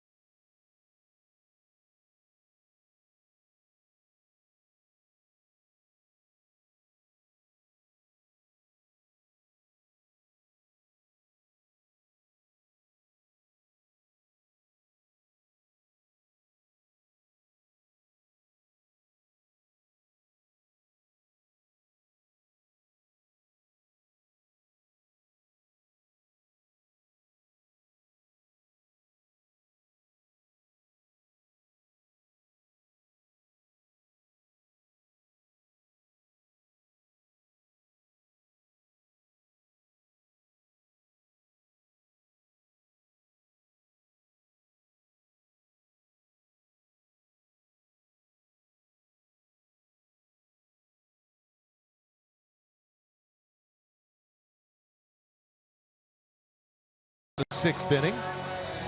With 2 in the 1st, a run in the 5th. For their 3 runs so far today. Profar 1 for 2. Doubled back in the 2nd inning, struck out looking in the 4th. I think I asked you, I don't know if I'd say rhetorically the other day, but we were just kind of having that, going through that little exercise, like who would the Rangers MVP be this year? Fouled away. Yohander Mendez. Pretty good today. Pretty good today. He's MVP of the day so far. Yeah, also talking about, position players only. Yeah. And so I've had this conversation with a handful of people lately, and I'm amazed at the wide range of answers. Oh, really? I'm just interested in it, yeah. Sure. What did Vince Scully say? You ask him. So we've come up with Profar, he's definitely gotten quite a few votes. Odor's gotten quite a few votes. Yep. Chu, he's gotten a lot of votes, and Gallo, sure, with some votes. So, and I think you could reasonably construct an argument for any of the four. I just don't know where you go with it. It's not going to be my job or my issue. But I think it's an interesting conversation. It's one that's worth having and digging in as you reevaluate the season that the Rangers have had. And there's been a lot of great stories and good things have happened. The win total is not there, but inside of that, there's a lot of hope. There's a lot of positives, and that's really all you can ask for when you have a season like this, right? There are a couple of teams that are not winning ball games that you're like, ooh, when are they going to be able to win ball games again? That's not the case here with the Rangers at all, especially when you see the crop of young players. Ooh, this one stays inside the line. That'll be extra bases for Profar. He doubled earlier, has his second double of the ball game. 32 for the season. Another nice job here by Jurickson Profar as he takes a pitch that's away, up and away, and drives it to left field, right? Not trying to do too much. A mature approach here from Jurickson Profar, and this is a nice line shot. You see our security guards getting out of the way after that automatic double that we had the other day on the left field line. It's been fun to watch. Going back to the beginning of spring training, what was going to happen? What was the playing time going to be like? And at the very beginning, we had said, remember, he's still only 25 years old, and it seemed like 19-year-old Jurickson Profar was a lifetime away, and he is still right in his prime. Those prime years are kind of coming right now for him, and so to see him put this season together is a really encouraging sign as far as what lies ahead for Profar. Chirinos shoots this one in the air out toward right field, hanging up there a little bit. It is gone.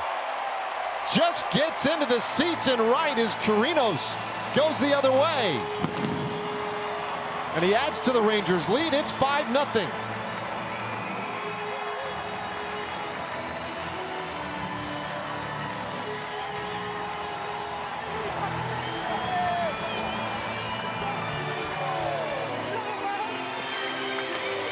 Take a look at the pitch first, and after the fastball that was taken for a strike, here comes a cutter at 85 miles an hour, and Robinson Chirinos is able to get out in front of this thing and drive it the other way. What impressive back-to-back at-bats by Jurickson Profar and Robinson Chirinos, both driving the ball the other way. Nice play by the fan in the first row. That is why you bring the glove. Very nice job, but to see both of those guys go the other way with authority, and that starts to happen in this lineup, and especially at the bottom of the lineup.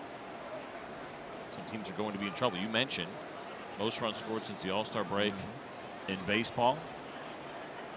It's things like that that make it happen. So Chirinos now with a career high tying 17 home runs. And with that home run has forced the primary pitcher out of the ball game today for the Twins. And so Tyler Duffy, I guess he becomes the tertiary pitcher, and he'll be on here. Can you spell that?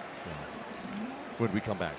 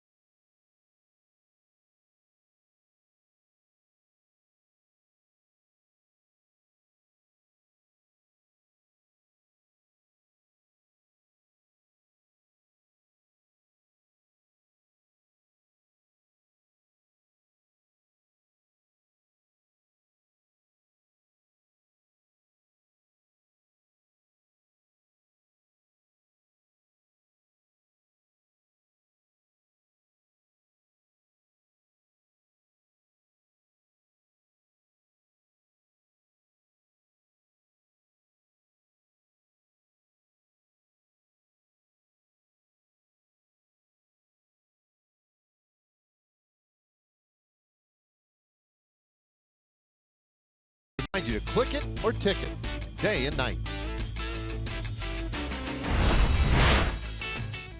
All right, Trinos with the home run, clears the bases, and Tyler Duffy checks in here in the 6th inning to face Ronald Guzman.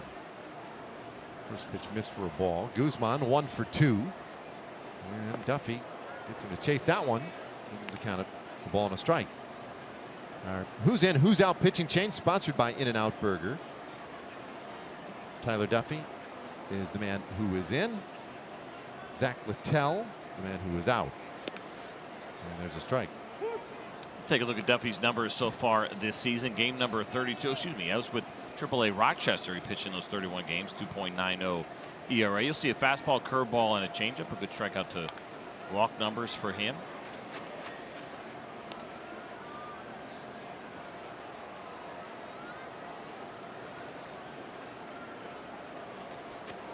Duffy's been kind of an up and down guy. He's got 11 games pitched at the big league level for the Minnesota Twins this year.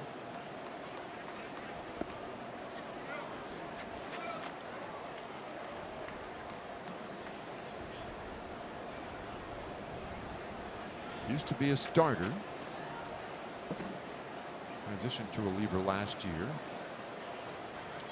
56 appearances out of the bullpen last season, and now this year just trying to, I guess, become a consistent contributor at the big league level.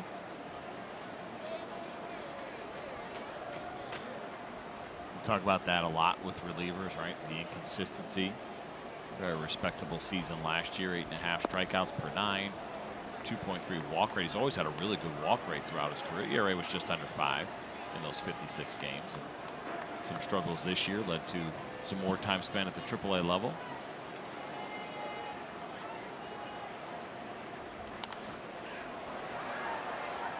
Count stays full on Guzman. He's an interesting guy. Look at, you mentioned guys with really good command, and that's what you want to see, right? Of course, you want to make sure your pitchers, especially relievers, are filling up the strike zone. They're aggressive, but home runs have been a real issue for him. So you start to wonder, okay, well, does he need to get out of the strike zone a little bit? This ball hit to the gap at right center field. That will get down and roll for a bit. Guzman around first, goes for 2. The throw coming in will be late, and Guzman with the double.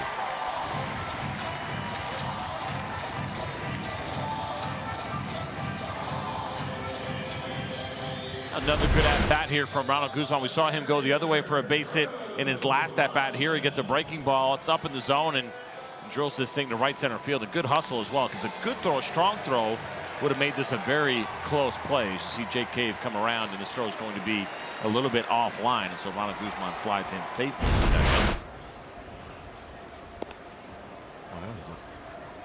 Healthy 9-pitch at bat, resulting in a double for Guzman, who is now 2 for 3 today. Drew Robinson popped up his last time in. He's 0 for 1 with a walk. And this one up the middle and into center field, a base hit. Guzman will stop at third base. Robinson with a single keeps the inning going. First 4 men have reached. Good job here by Drew Robinson to come out hacking. Gets himself a pitch that he likes, and it's actually a pretty good one down and away. And so this is a good at-bat as he laces it right back up the middle. And he was hit so hard that Tony Beasley decided to hold Ronald Guzman up, not get over aggressive with nobody out.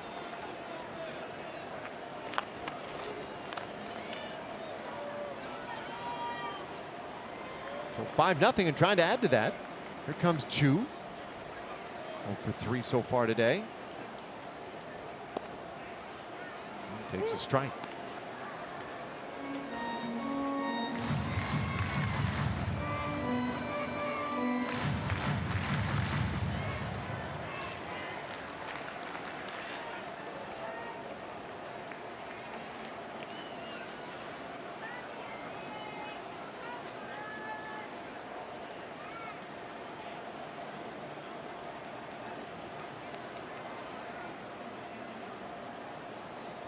Duffy gets Chu to swing and miss. The count 0-2. Well, this wraps up this series today. Our Wells Fargo look ahead. And tomorrow the Angels coming to town. You look at the leadoff hitters. Calhoun for the Angels. His numbers juxtaposed to Chu's. And those are numbers as leadoff hitters. Chu has 21 home runs this year, but 17 have come out of that leadoff spot.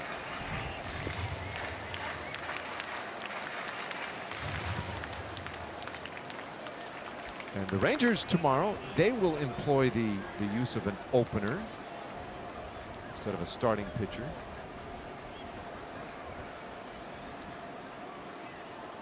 This one fouled off. Count stays 1-2. Jeffrey Springs will be the first man out to the mound tomorrow. And then once he's done, then they will go to the primary guy, Ariel Arado. There's Springs.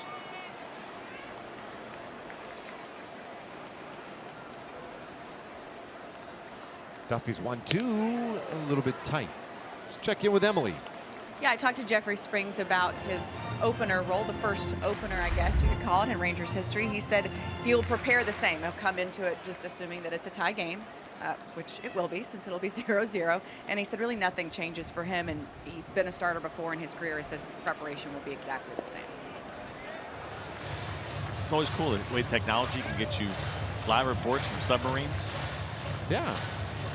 Is Emily down inside that nice cushy bunker of hers? I am not, but I am under the awning because I was trying to protect myself from the sun. I'll lean my head out next time. There you go. So it doesn't sound like I'm in a submarine. Thought maybe we'd watch it at an awkward time or something. Yeah, I think it's going to be interesting for Jeffrey Springs as a rookie. He's trying to get acclimated at the big league level just in general for him. And obviously he's done it strictly as a reliever. He did have starts last year, so he's familiar with the routine. But it's also different because you prepare yourself as a starter and in your mind try to go as deep as you can. Well, Rangers just want him to get about 5 outs tomorrow. Chu pounds that ball deep into left field and off the fence. 1 run is in. Robinson stopped at third. Chu with a double, and he makes it 6-0 Rangers. Boy, Guzman with a 9-pitch at bat got a double. Chu, that was on the 8th pitch. It's his 29th double of the year. And opposite field again, good look at the 2-seam fastball, and it's a pretty good pitch tailing away from Chu. But we know, we've talked about this a lot with him, his ability to slug the other way is up there with some of the best in all of Major League Baseball. And there he goes again, drilling one to left field and driving in a run. And we've seen that a lot of these Rangers this inning, starting with the Profar double, the Chirinos home run. Guzman double was pulled a little bit. It's still kind of more to center field. Drew Robinson's base hit was to center, and now we see Chu going the other way. Infield in now. Still nobody out. Rangers with 3 doubles, a home run, and a single in the inning. It's not to say you can't pull the ball. There's nothing wrong with pulling the ball. It's just a matter of making sure you're picking your spots on the right pitches to try to pull the ball. He tries to pull that one, it's probably a ground ball, but he stayed with it and drove it, got it up in the air to left. A chance here for Odor to really crack this one open. Walk, he's been hit by a pitch. Last time up, he doubled. There's Robinson there at third base. There's Chu out there at second. Rangers took 2 out of 3 in Minnesota, trying to do the same thing here with a win today. It's 2-1.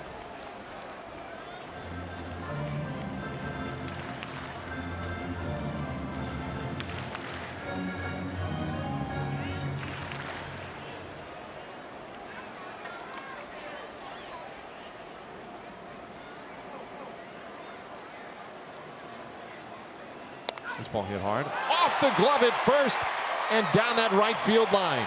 Jimenez couldn't quite squeeze it. 2 runs are in.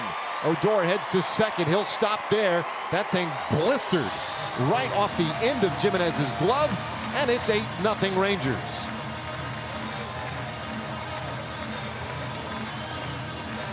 Another quality at bat by a Ranger, and for Bogdan Odor, his 23rd double of the year. He blisters this ball, and it was hit hard. It looks like they actually have switched it now to an error, but regardless, it's a good at bat.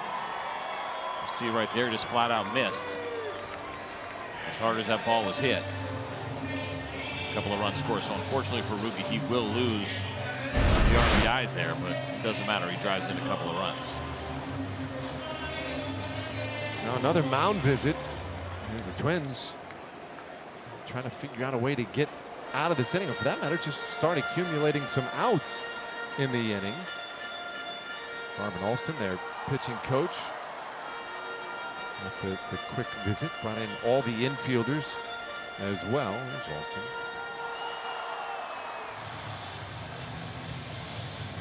Do have activity out in their pen. Matt Belisle has begun to loosen.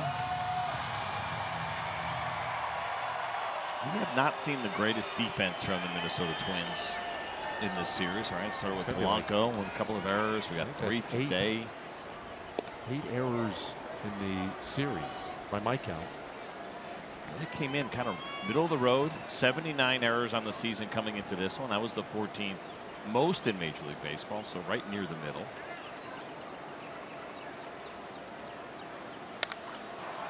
Andrews pops this one up in the short right field. Kepler is there. So 1 away.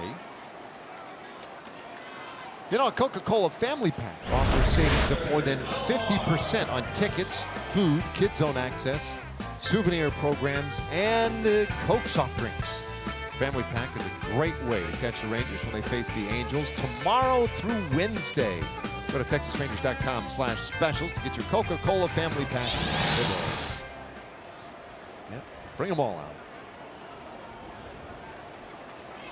I think after this game, I'd be very interested to listen to Paul Molitor talk about how he evaluates how this opener primary situation went today. And I don't think it's fair just to judge, you know, every single game per game. There's times it's not going to work out. There's no theory in baseball. There's no strategy that works 100% of the time. But it's kind of interesting to see, you know, what they ultimately did, and with Littell going through the 1 through 5 hitters, they wanted to avoid that 3 times, right? And so the first 2 times, it's 10 plate appearances. He allowed 2 hits, a couple of strikeouts, and 1 unearned run. The damage came from the bottom of the order.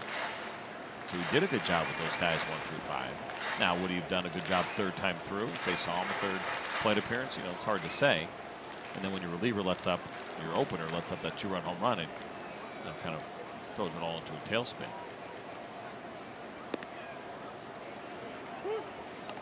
2 balls and a strike on Nomar Mazara. But I also wonder, when you think about taking a starter, and even though he got a fresh inning, it's still not the same as starting the game, right? So he came in, started that 2nd inning, double, hit by pitch, you got a double play, and then a walk. So 3 of the first 4 got on. Anyway. This ball lifted high in the air out to left field. It's carrying well and gone. Mazara with a home run. And the Rangers just piling on in the 6th inning. Wow. Seen some real opposite field pop today by this Rangers team. That's amazing. Just in this inning alone, I got to believe that Anthony Iapoce, the hitting coach here for the Rangers, absolutely loves seeing this. You love 10 runs, period. But it's the approach, the way these guys are attacking the Minnesota Twins pitchers, taking what they're given, which is pitches away, and driving them the other way. This really jumped off the bat of Nomar Mazara. This has been a fun inning to watch offensively for the Texas Rangers. So now up 10-0. And they'll get deeper into that bullpen yet.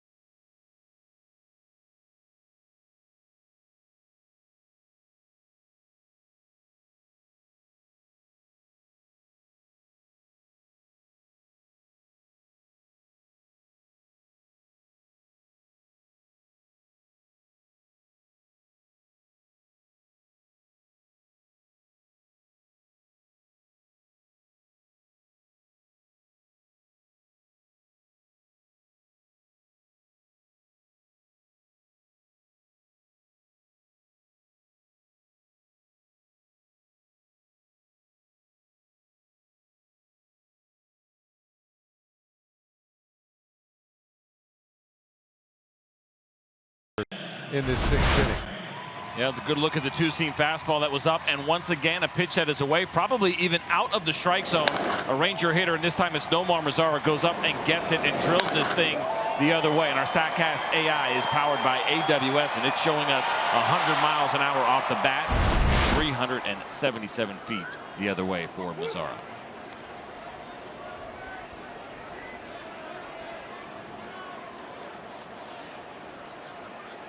So Beltre trying to join in the fun.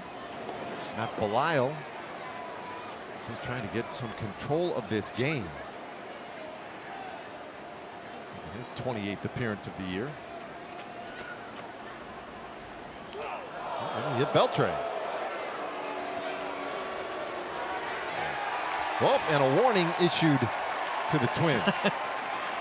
And Adrian threw his bat the other way. Buster threw it over to the Twins dugout. And Paul Molitor not happy about it. And this is a tough situation here. Thinking about the way that you want to react to this if you're Alan Porter as the home plate umpire. You have to judge intent, right? And yes, the Rangers just went on a pretty big run and they've been hitting extremely well. It's a 7th spot already posted in this inning. But what you don't want to do is issue a warning when there's absolutely no intent. And certainly for Matt Belisle right now, he's trying to plead his case, because when you do issue those warnings, now the inside part of the plate is gone. And if you're Jeff Bannister, you're frustrated by this as well, because now your Ranger pitchers will be hesitant going in. And if you felt like there was intent on that pitch, you certainly want to have the opportunity to stick up for your guy in Adrian Beltre. And now you lose that opportunity, because if you hit anyone, you're immediately going to be ejected if you're a Ranger pitcher. Now, was he kicked out of the game? Well, that part of it a bit surprising. I don't know that issues had been, or the warnings had been issued prior to that. That's a little surprising. But you remember, these two teams, there was a little back and forth when we were up in Minnesota. Molitor and Banny were caught going back and forth from their dugouts. Was that on the steal? Was it a Profar steal? I think it was. Yeah, and it was reasonable. It was like 5-0, and they ended up bringing the tying run to the plate before the game was over anyway. And then they hit Profar the next day. Yeah. Let's take a look at this pitch, and you see the lower arm angle two-seam fastball that just really got away from Matt Belisle. I mean, listen, you always want to stick up for your guys, and obviously Adrian didn't love that because he missed by a lot. His first pitch coming out of the bullpen, that's never a good look, but that's just a ball that ran away, and you can see the reaction from Matt Belisle. And at no point did he give you the body language that said there was intent there. You know, Adrian Beltre is just such a respected guy around the league. Now you see that reaction. He's absolutely shocked. What happened? And now, you know, Paul Molitor, I thought, might have been buying some time as he was arguing, but he didn't have anybody warming up at the pen right away. And so now you're going to get a reliever that comes in. Does he get all the time he wants on an ejection? I don't think so. I don't think so either. We'll find out. But they have gone into the bullpen once again. 10-0 Rangers.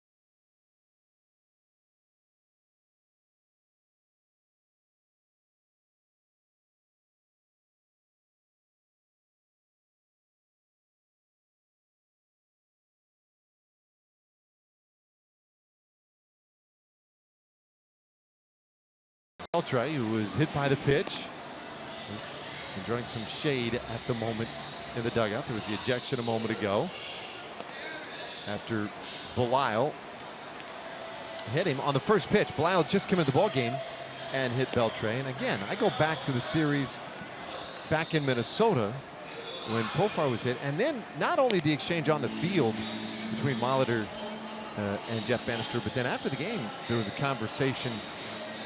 Reporters were asking Molitor about it, and he did not shy away from the fact that they threw it Profar and hit him. Yeah. I mean, that situation I thought was, I wasn't on board with. I didn't think there was intent there, or the idea. I take it back. That the idea of stealing the base was something that shouldn't have been done in that spot. So they did come back and hit him, I think, with intent at the time. And umpires are aware of those situations, right? They're always thinking about what has happened before. Is there any history there? They go over those things before each series. But you know, I really didn't see intent on this one at all. And Adrian wasn't happy.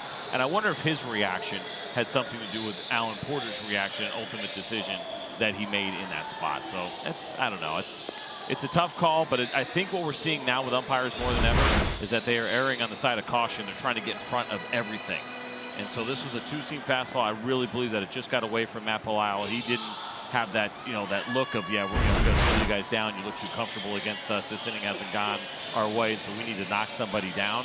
And I just don't think you're going to do it with Adrian Beltre. I think he's too well respected around the league. And I just really wonder if Alan Porter reacted based off of Adrian's reaction.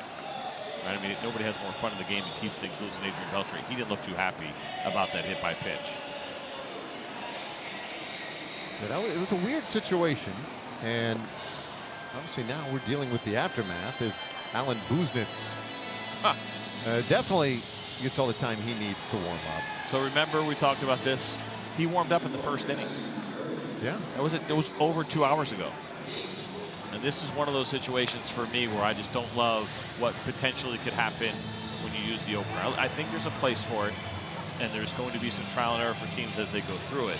That's asking a lot. We talk about the long man in baseball as the toughest role in the bullpen because of situations like this that happen. Sometimes you get up early, might have to get up 2 or 3 times, and then you don't pitch at all, or you pitch really late, or maybe they need you an extra inning, so we just never know what's going to happen. And it's really tough for relievers, and to have that much time in between warming up. Remember, every time that phone rings, game adrenaline right away. Your heart starts pounding. That was 2 hours ago. And here he is again, and he didn't get that call. And that was like, hey, you're in the game without warming up at all. So that's a whole nother little kind of mental hurdle that he's got to deal with. So tough spot to be in. But the umpires made their call, and they feel pretty good about it. I did notice Alan Porter very clearly issuing an official warning to both benches. So it is not something that had existed prior to that moment. But now both sides have been warned, so there should be no more throwing with intent at any players, or for that matter, without intent. That's the problem, right? Pitch gets away from you, you hit somebody, you have to be ejected now. If you're Alan Porter, you have to. I mean, you are still sitting there judging intent, and you don't have to necessarily. I'm not saying it's a rule, but it's never a good look, I think, in a situation like this. After you've issued warnings, after you ejected a pitcher for throwing one pitch and hitting a batter, if you were not to throw out every other pitcher that now hits a batter going forward, or even knocks one down up, you know, high and in.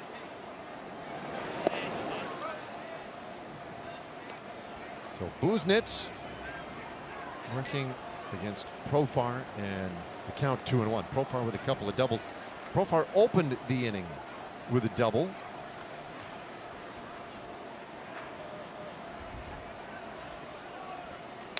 And this ball smoked out to right field, and it is gone. Another Rangers home run. It scores Beltre and makes it 12-0.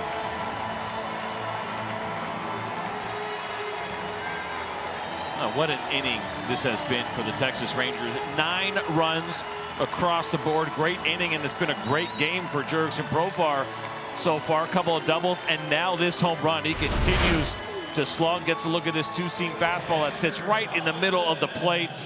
And it's a good pitch to hit, and he did not miss it. Check it out there, 105 miles an hour and 391 feet. Nearly caught a Ranger reliever down there as well.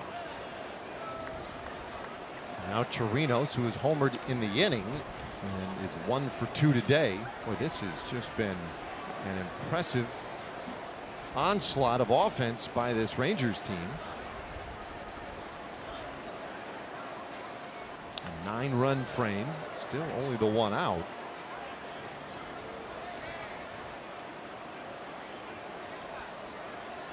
So I think that's now 10 extra base hits today, 6 doubles, 4 home runs. The season high this year, 11 extra base hits. The franchise record is 12. They're closing in on both of those.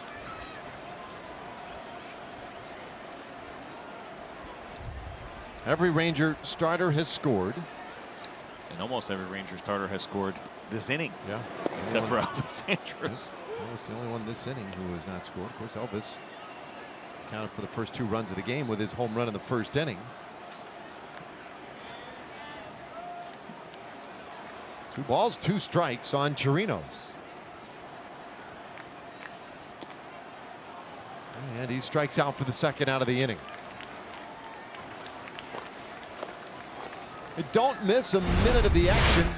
Final season at Globe Life Park next year. Full and half-season tickets for next year are on sale now.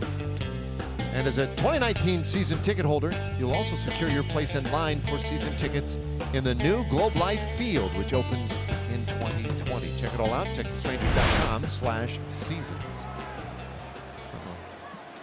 Buznitz getting a medical visit here to make sure that he is all right. So long afternoon and long inning for Paul Molitor and the Twins. It's just that much longer. I understand Max Kepler out in right field is hired a realtor looking for some real estate out there. Take a look and see if we can pick up anything here as far as after Buznitz threw that pitch. You see him wincing a little bit, throwing his arm down. Goes back and throws 95 on that fastball, so probably feeling okay. But I mentioned this is a real challenge for him. It's one of those things that just goes completely unnoticed. I'm not going to get much credit for it. No one's going to bring it up. He warmed up in the first, pitching here 2 hours later, and coming into a situation where he didn't warm up in the bullpen at all. And anytime you come in that spot and they say take as much time as you want, yeah, well, you know everyone is waiting for you. Everyone in the ballpark, watching on television, and you do feel a little extra pressure to try to hurry up and get ready.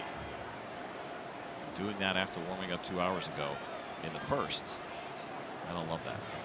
That's a challenge.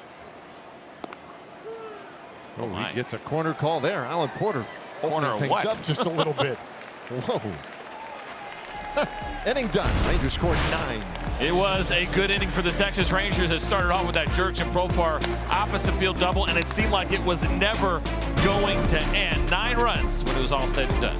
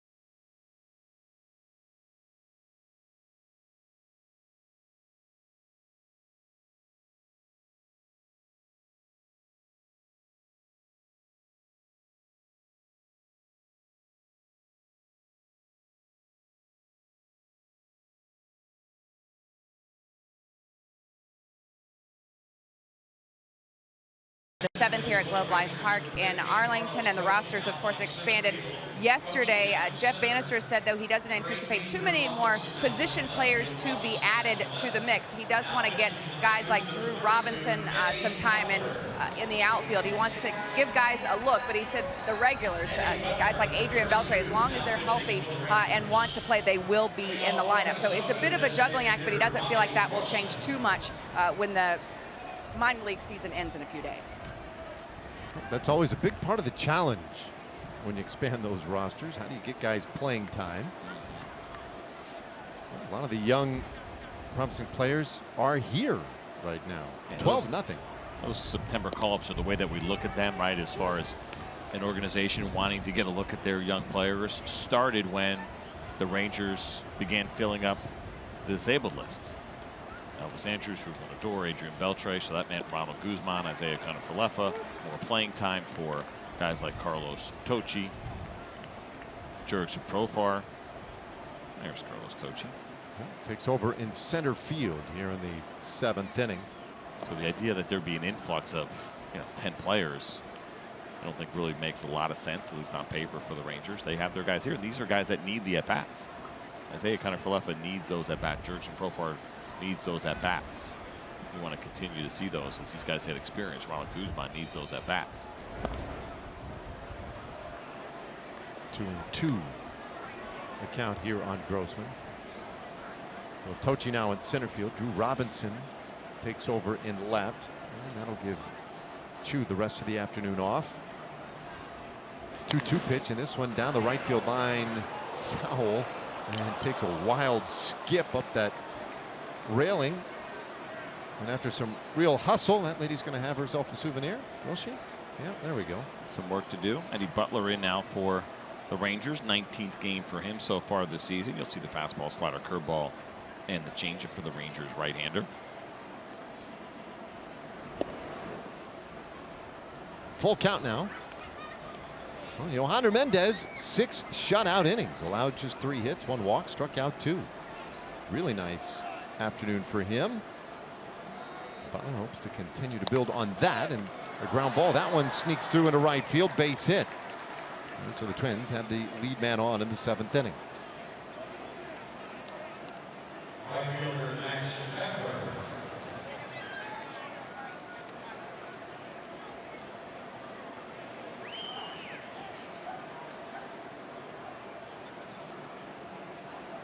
Grossman's second hit of the ball game. And now Max Kepler. Kepler hit into that tough double play for him back in the 4th inning. And he has also walked.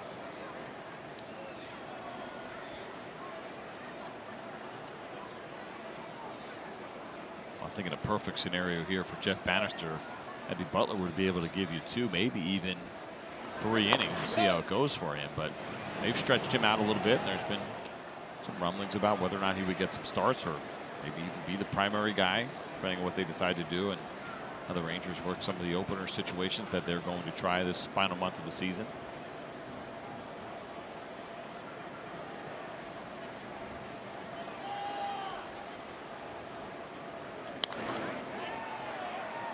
Fouled away, 1-2.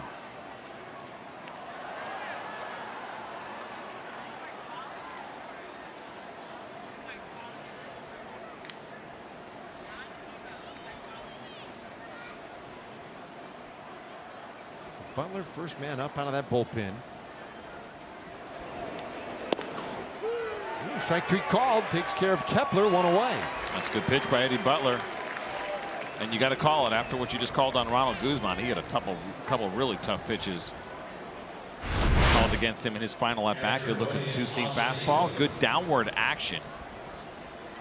Just drilling the glove. Nice job by Robinson Chirinos to stick it.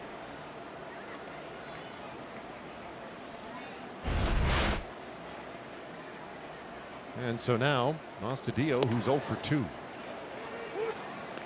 So it's September, so this wouldn't have to happen. But if it wasn't September and you ended up having to have a position player pitch in a game in which you used an opener, would you consider that a failure? I would. Bouncer third, Profar to second one. Odor makes the turn, and it's an easy 5-4-3 double play. And so Butler with a nice 7th inning. Time for the fans here to stand for God Bless America. And we'll turn it over to PA announcer Chuck Morgan. Your attention, please, ladies and gentlemen. Will you please rise and direct your attention to the area behind home plate and welcome back Kenny Orts. In honor of all the veterans who have served our country and the servicemen and women who are currently stationed at home and around the world, Kenny will now perform God Bless America.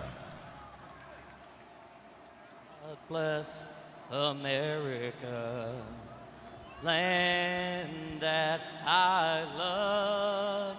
Stand beside her and guide her through the night with the light from above. From the mountains to the prairies to the oceans, why with foam. God bless America, my home, sweet home. God bless America, my home, sweet home.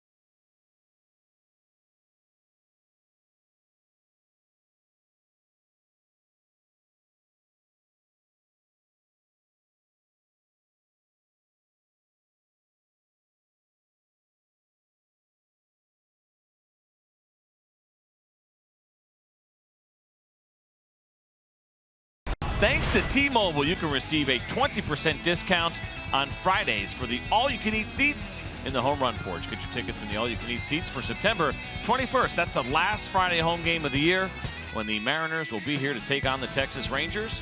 Use the coupon code T-Mobile at texasrangers.com/specials. Don't. All right, bottom of the 7th inning, 12-0. 9-run 6th inning that really opened this thing up for the Rangers. Drew Robinson will lead things off here for Texas in the 7th, and he takes ball 1 from Addison Reed. Addison Reed, 51 games now for him on the year. Those 40 strikeouts in 51 2/3 innings. And you'll see that fastball sits around 91 miles an hour. He's got the slider and the changeup as well. Pop up by Robinson, one away. Time for a Chevy game break. Let's check in with John Radigan. Yeah, Dave, Shohei Ohtani has not pitched since June the 6th due to elbow problems, but tonight makes his much anticipated return to the mound against the world champion Astros. Of course, a strong outing could continue his pitching future. Many think that's where his future lies. We shall see starting tonight, guys. That'll be a good one to watch. And Shohei Ohtani, listen, I think he can do both. I mean, he hasn't been like an okay, decent hitter. He's been impact and a guy that you can put in the middle of the lineup. He's been pretty good on the mound, too. Yeah, it's really incredible to see. So I heard a great suggestion for him. All right. You know, people like to solve problems. Yeah. I don't really know what the problem is, except that, you know, he did get hurt. He had to miss some time. Tochi hits this ball well out to left center field, and that one gets down and rolls to the wall. Tochi with good speed. He'll turn and head for third, and he's in there with a one-out triple.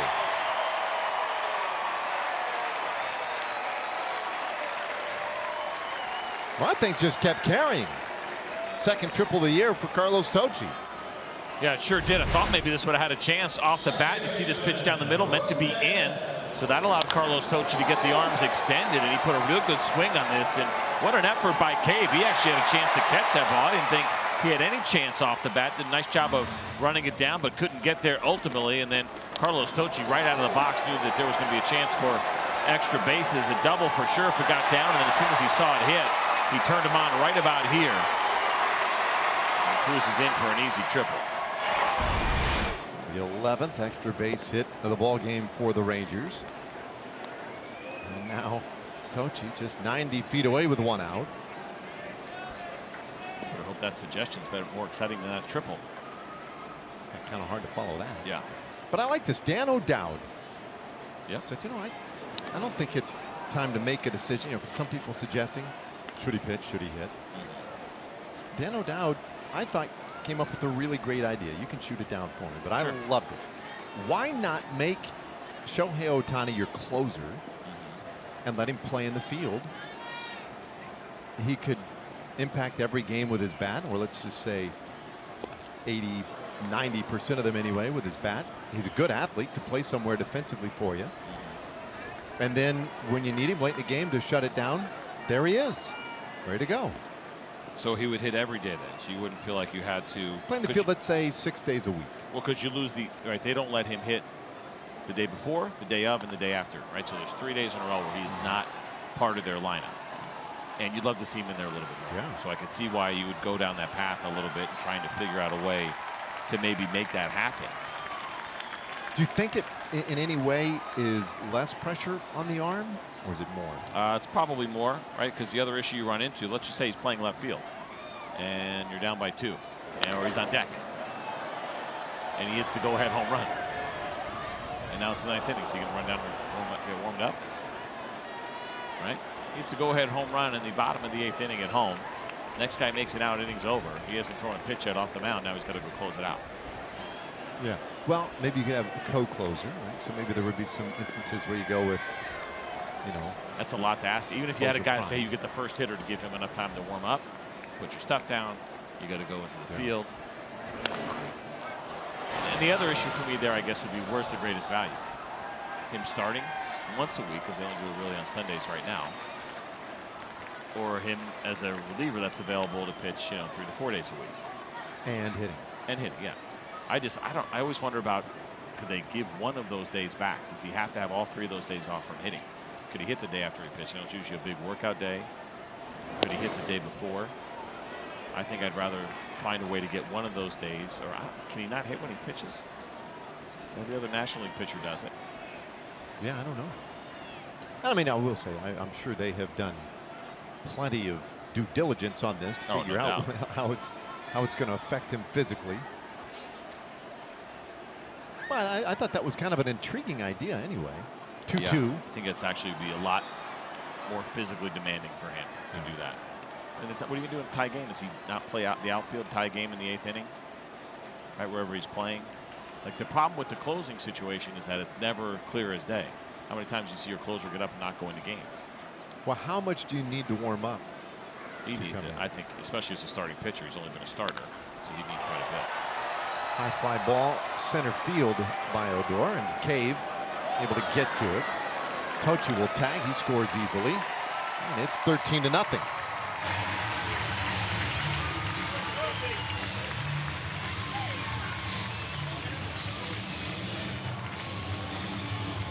Well, 2 away, the bases are empty, but an RBI for Rougned Odor.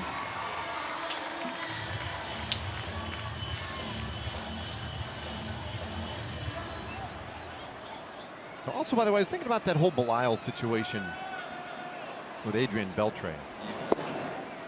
And you pointed out, it just didn't look like a guy with intent. Well, he has been working on a new delivery. He has not gone out on a rehab. He had pitched 2 simulated innings since like August 6th. That was his first game action in nearly a month. And he went to a new arm angle. And that was the first time he had tried to run it out in a ball game. And 1 pitch in, he hits a guy and he's gone. Yeah. I wonder, I mean, really, you factor that in, just seems like a stretch. Yeah, and Alan Porter's probably not factoring any of that in. No. But you're right.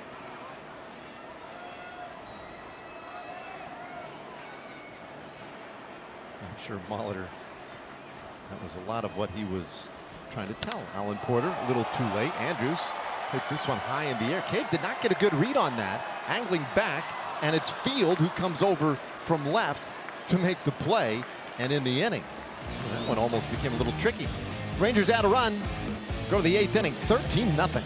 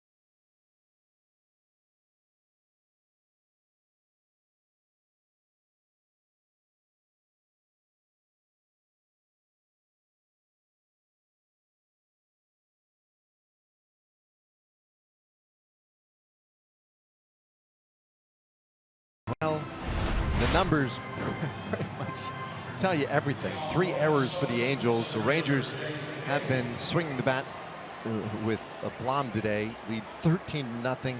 Profar, Mazzara, you see Chirinos, Andrews.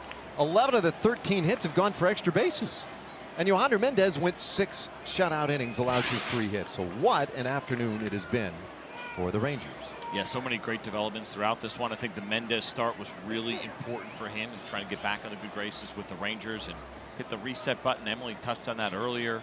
That incident in Kansas City is behind everybody now, and it's just really helpful if you come and pitch well your first time. And it's not fair to say it's going to happen all the time. To expect it and say it had to happen, but it's just really helpful that it did happen. And he threw the ball well. He made a really big pitch back in the 6th inning that kind of dictated the way the outing went. He was trusting his defense throwing strikes with that 3-2 count. He was able to come back and strike out Logan Forsythe to start off the 6th inning. I thought was huge for him. And then he got the next 2 guys out, was able to finish those 6 innings. If he doesn't execute that 3-2 pitch and he ends up walking Logan Forsythe, it's probably 5 1/3 or 5+, and he's out of there. It's still a good outing when you get the runs like he got today. I thought that was really big, and he did a nice job of getting the next 2 hitters after that. It's a good day for Mendez. Eddie Butler threw a scoreless 7th inning. And out here in the 8th. In fact, the Twins have sent just 3 over the minimum for the game. And 1-2 the count on Jake Cave.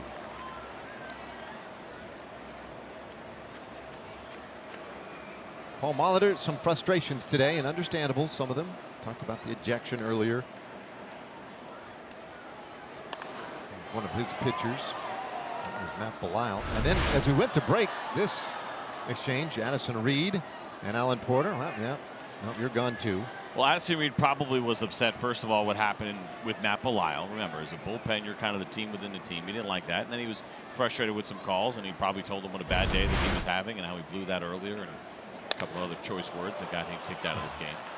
Cave hits this one a mile out to right field and into the upper deck.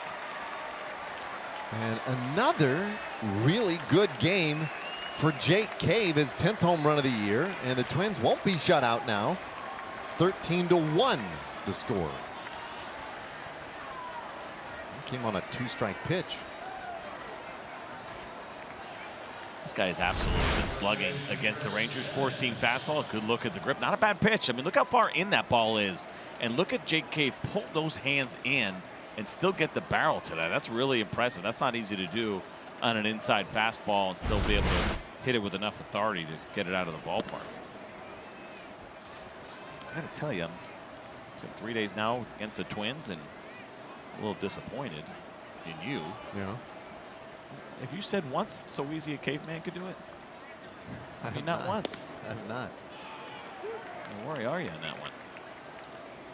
I felt like I was going to write it down and pass it to you. Well, I felt like it was a little bit, what's the word, lowbrow. Oh, wow. It's just a low-hanging fruit.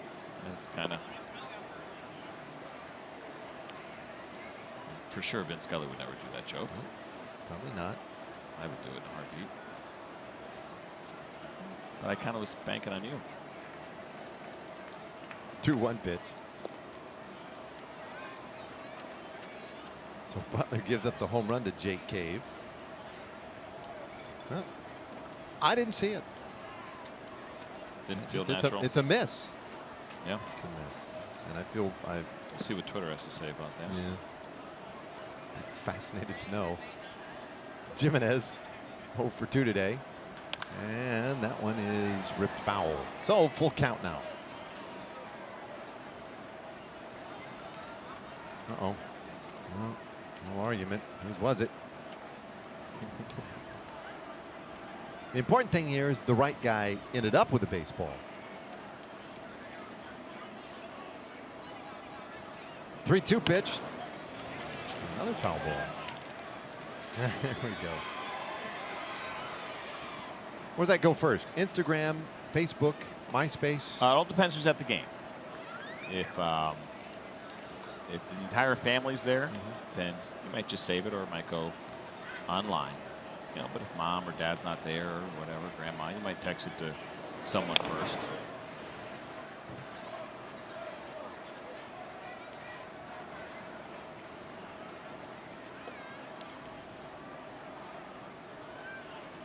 You know, he looks like that wasn't his first rodeo. Yeah, I got the foul ball. Of course, I'm a cute kid. Sit down here all the time, I get foul balls. Can't believe it took this long. 3-2.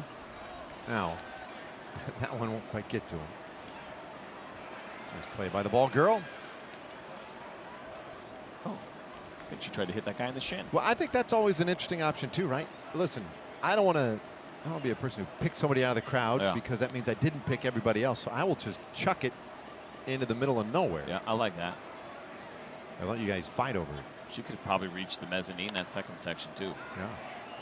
Well, Jimenez really trying to find a hit down that left side, but keeps going foul.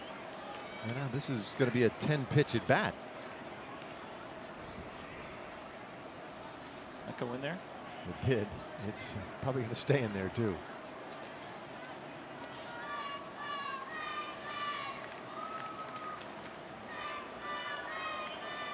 I'm going to go out on a limb and say that's the last foul ball at Globe Life Park that goes in there. Watch this one. Please do. I mean, there's not much of an angle. It's not easy to. I don't think you can stand there with a fungo. And if you had 100 balls, that they would go in there. 2 maybe. Now, if you're sitting there with the fungo bat, the practice bat. You don't think coach, you could? I said you. Oh, well, me, of course not. I couldn't hit it that far. I'd probably get about 75. Now, if you were pitching to me live, you'd turn on it, no problem. Jimenez takes the walk. Butler really had to work hard in that at bat and lost his man. A 12-pitch walk. Got a lot of pride in my fungo skills. one of those things as when you become a pitcher only. High school, you got to hit ground balls, fly balls to everybody. College, you got to hit ground balls and fly balls to everybody. I don't know if this has changed, but at the minor league level, the day after you pitched, you were hitting ground balls. There was more coaches, so I think that's probably changed. There's a ground ball. It could be 2. Nope. I'll just take the 1 out at second base. 6-4, the fielder's choice. We'll turn the lineup over back to the top. Hey, take your Rangers fandom to the next level with Texas Rangers Authentics. Go to texasrangers.com/authentics. See how you can get everything from game-used baseballs to bases and autographed memorabilia. See what's waiting for you at texasrangers.com/authentics. You might need to go there and get a game-used base. I do Take have home to with get you. one. Yeah, we had a little accident at the Nikowski house. I love when my youngest texts me because he texts me from my wife's phone. Yeah. And he always starts the text off, "This is Luke." And he sent me a picture and he said, "This is so annoying." And we had some bases in the backyard and one was chewed up and it looked like, I don't know, a Tasmanian devil got a hold of it. Yeah. And he concluded that it was run over by a lawnmower. And he is not happy. Might just take that one. Nobody's using it right now. Boy, can you imagine if I came home with that sweet base? Hopefully you wouldn't run it over with a lawnmower again. I think those would hold up a little better. They would. Yeah, no doubt. I used the lid on the big metal garbage can in the garage where we used to keep the dog food when I was a kid. Mm-hmm. I put those huge bags out in this big sort of metal tin. Anyway, I used the lid one day as a youngster. And of course, you know, when you're hitting, you like to pound on top of home plate. Yeah. Anyway, my dad didn't like that. Sound. He didn't like the finished product. Oh, yeah. Which was a bashed lid that no longer fit. Like there was a hailstorm. Yeah. You said garbage can lid or dog food? Well, so like it was a Medium garbage size. can, a round Yeah. garbage can. It was probably about, I don't know, 2 feet, 3 feet tall. Yeah. I'm with you. Whatever it takes, garbage can lids. Now, the metal one's a little bit safer. The plastic ones, you'd step on it and then you'd slip. Slide, yeah. Bouncer toward third. Profar, nice pick. Throws over to first base. 2 away. Yeah, you hear the various phrases people have for people who completely trigger and lose it, whatever the case. So I remember distinctly. That would do it. Dad triggered Sure. at that moment when Listen, I discovered that. I'd probably bite my tongue, but I would have a hard time with that as well. Mhm. Anytime the top doesn't fit on what it's supposed to fit on because the kids were using it as a base or tapping it every time, that would probably annoy me as well.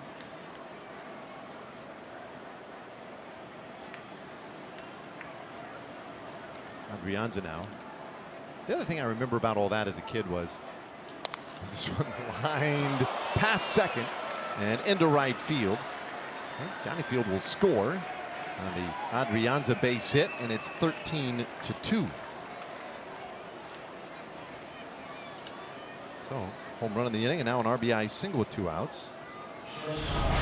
Take a look at the pitch here from Eddie Butler. Pretty good pitch. 2-seam fastball down and away. Look at the location. That's exactly where he wanted it. And as frustrating as it might be for Eddie Butler, you want to be throwing strikes in this situation. You want them to put the ball in play. And Adrianza did a nice job of lining that ball in the right field. It's Polanco. Anyway, what I remember was when you'd make stupid mistakes like that as a kid and get in trouble for it and everybody be really, really, really mad. I remember always afterwards thinking like, wow, that really was dumb. Why didn't I see that? How is it that I couldn't think ahead to that next step? Like, well, what would the end result of this be? Because I see my kids do stuff sometimes. I'm like, did it not occur to you how stupid that was? Of course not. The frontal lobes, they haven't all gotten together yet. Yes, Front of the brain. Chopper foul. But see, I don't know if I'd have as much of a problem with it. I don't know if you could really predict that it wouldn't fit back on top of the garbage can, right? It'd be dented. You're like, all right, he's not going to be thrilled about that. But I don't know if you could really draw that conclusion as a youngster that also it wouldn't fit anymore because you dented it. That's part of it. Then at the same time, anything that is remotely close to the size of a base that's outside, it's kind of fair game to be used as a base. It's true. In the backyard. You want to be outside all day. Yeah. Got to use something. 2-1. Nothing worse than the picnic paper plate for a base. Oh. Those are brutal. Useless. Yeah. I guess where I grew up, the wind was always blowing.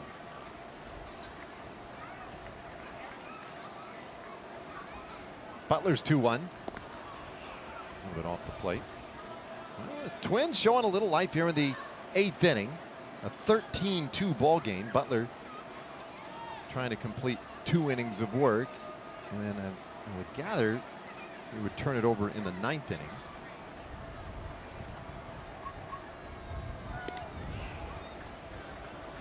And there is ball 4.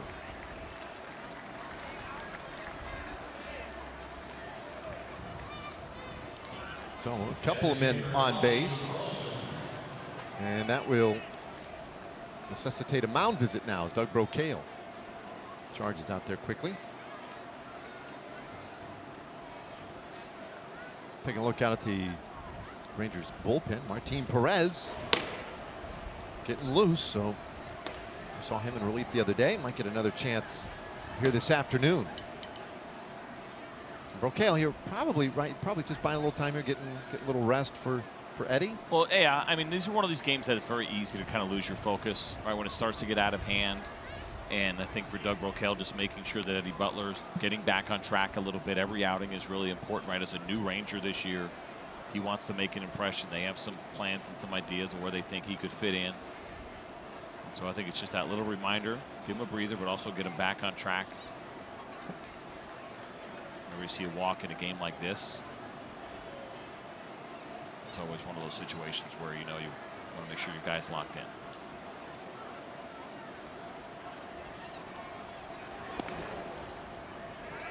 It's a corner call now on Robbie Grossman. So a couple of base runners out there for Grossman. Has 2 hits already today. Butler toiling now. That's his 31st pitch of the inning.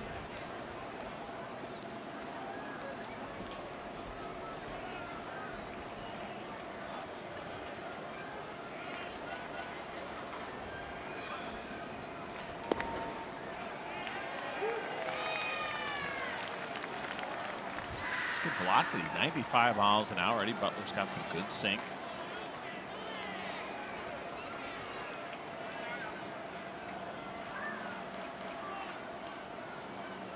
Let's see if he can get that final out of the inning. The 1-2 pitch and a swing and a miss. Strike 3. So he strikes out Grossman, and indeed the inning is done. We'll go to the last of the 8th.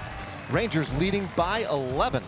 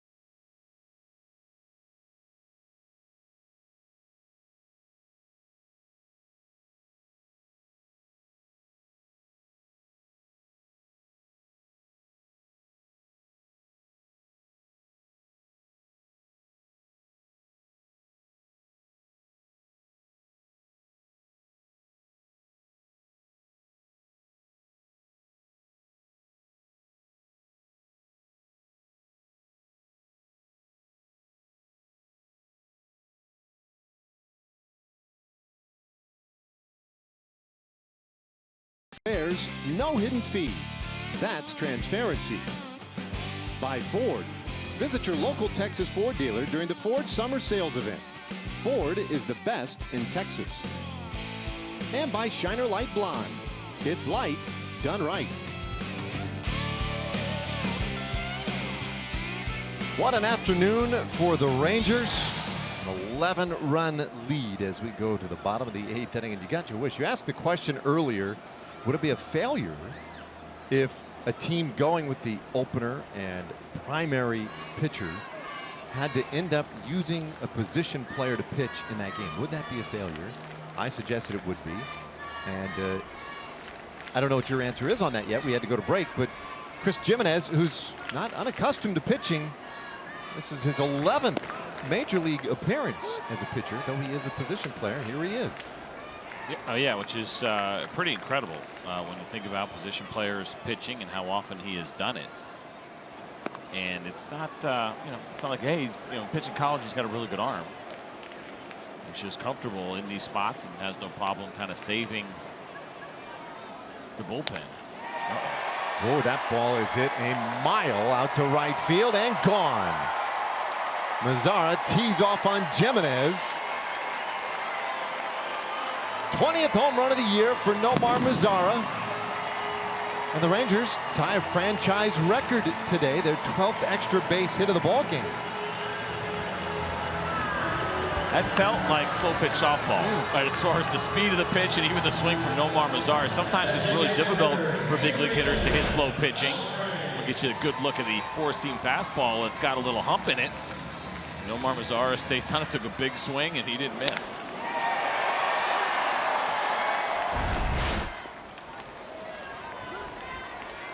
So now Adrian Beltre, he takes a strike. It's the 4th home run that Jimenez has allowed in his pitching career.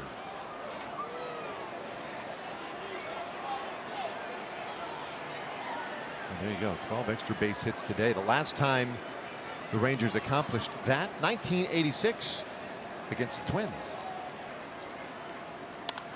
Beltre hits this ball out to left field, drops in, base hit. Oh, he took a healthy cut at that one, too.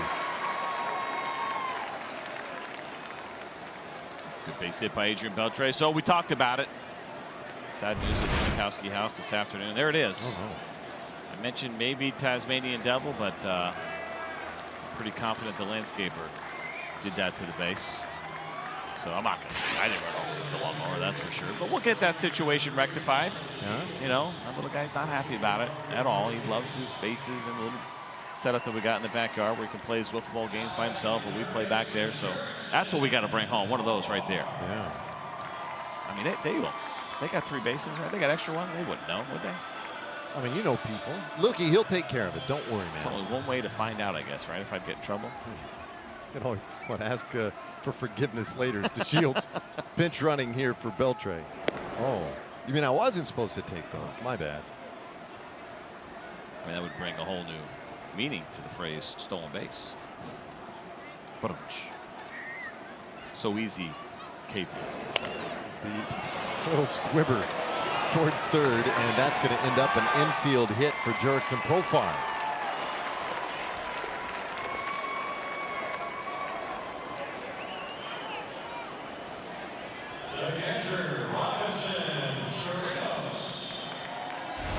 Well, it's been a really good day for Jurickson. I mean, he came out slugging today with a couple of doubles and a home run. He'll take this single as well.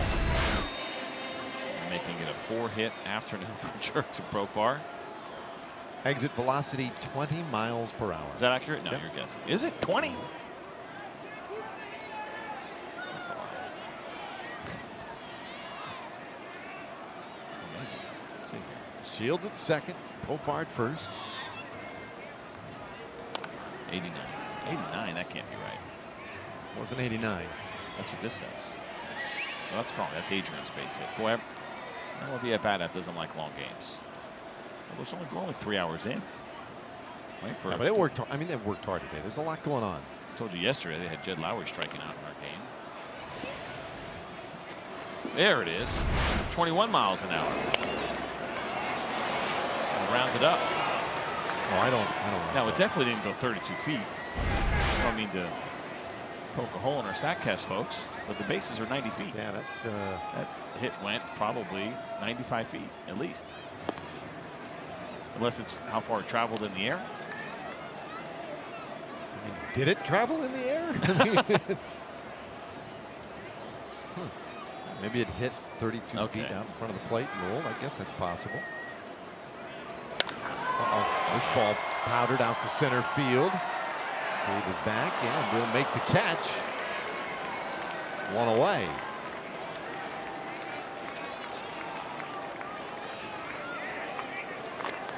Well, MLB At Bat is your #1 Rangers app. You can customize your experience to catch every moment this season. Get Rangers home screen icons and features like the MLB.TV Game of the Day, pitch tracking, in-game highlights, live radio broadcasts, stats, news, and plenty more. Download MLB At Bat today.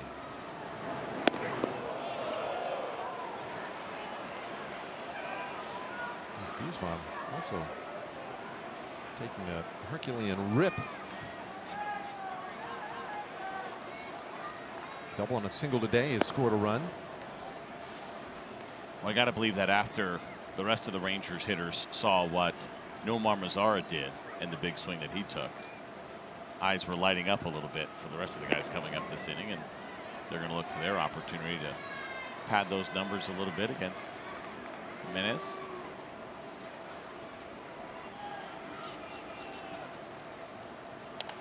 Into the bat, 2-2. Or Jimenez, however you pronounce it. Yeah, Jimenez.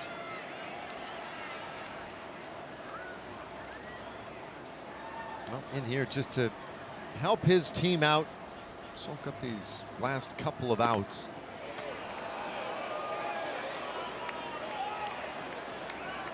Narrowly missed there. It's a full count. Assuming the Twins don't have tomorrow off. Well, they're going down to Houston. They play in Houston tomorrow. Ground ball, and that one just does trickle through right side. And that'll be an infield hit for Guzman. Gets the Shields to the plate. And the inning continues. 15-2.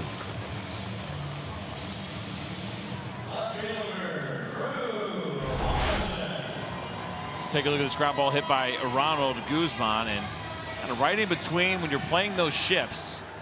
Right, we talk about this a lot. It creates some awkward situations for defenders that they're not used to being in. I think it's interesting enough that they were shifting even with, does a shift work when you have a position player pitching? Like, the numbers still I don't know how you could have the data to say that with any legitimacy. It just doesn't make any sense. Now, I mean, if a guy's throwing, 68 to 70 like we're seeing here, or even lower, I would play everybody to pull. If you're going to try to get those outs, I think I'd go away from my traditional shift and just go ahead and put 4 infielders on the right side here for Drew Robinson. That's the best absolutely. Pops it the other way. Foul. 1-2. But the reason I was asking just about the day off, it's pretty hard to imagine that in September you would have to have a position player pitch. Yeah, that's the one that's a little tougher to swallow, and certainly Paul Mahler doesn't love the idea of having to do this. Robinson hits this one deep to right, and it is gone. Upper deck home run for Drew Robinson. A 3-run shot. Now it's an 18-run afternoon.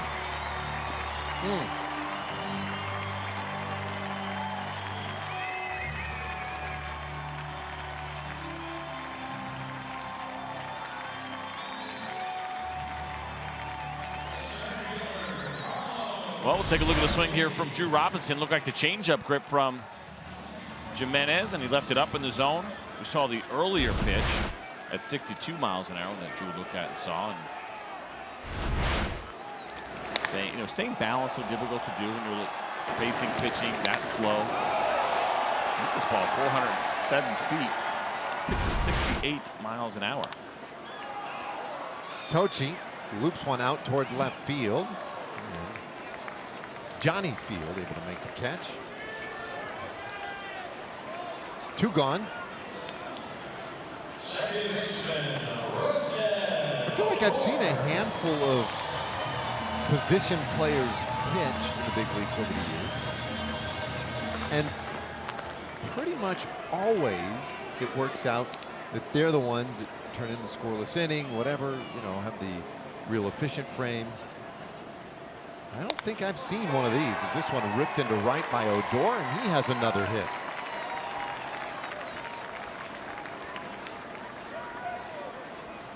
Five runs in this inning. Odor out there, and now the Rangers will have batted around. Kiner Falefa will pinch it here for Elvis Andrus.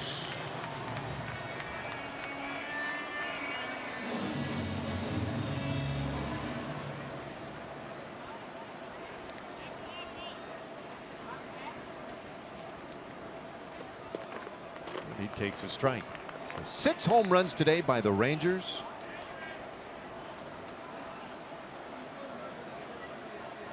Last time they did that, 2012 at Fenway against the Red Sox. Last time they did it at home, it's been 10 years. August of 2008 against the Tigers. Kiner Falefa couldn't lay off of that one. Strikes out to win the 8th inning. And the Rangers had 5 more runs. All right, 9th inning coming. Rangers up by 16.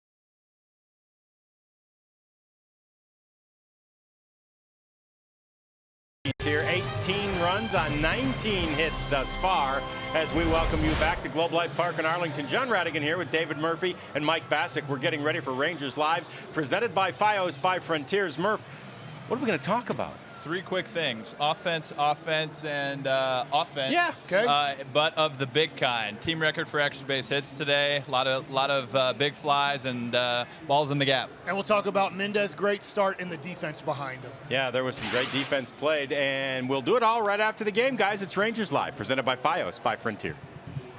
All right, thanks, John. Yeah, plenty to talk about in this one. 18-2, Major League Baseball's highest scoring offense in the second half. Just pounding lumps on the Twins today. 18-2, and a couple of defensive changes for the Rangers. Isaiah Kiner Falefa stays in the game at third base. Profar slides over to short. And Eddie Butler off the plate with the ball to Max Kepler. Yeah, I mentioned that when Eddie Butler came in, that Jeff Bannister could probably envision him going at least 2, maybe 3, and it is going to be 3 that they're going to ask him to finish off this game. And if he could, you know, that means Dave Raymond. Save time. That's right. Weak fly ball center field, 1 away. Who had the save earlier this year in a blowout game for us? There was a situation where somebody threw 3 innings, got a huge save. Might have been Eddie Butler. He has one this year. Was with us. That's a very good question. Yeah, it was. He has a save with the Rangers this year. I wonder if that was, might have been that game, one of those games. He had the 1-pitch win. That's what it was. He had the back-to-back outings exactly. where he had the one-pitch win, and I think he had a 3-inning save in his next one after that. Yeah, he won at Arizona on July 30th, and then 2 games later he got the save against Baltimore in that 17-8 shellacking here. Base hit to center field. Twins have a man on here with a 9th inning.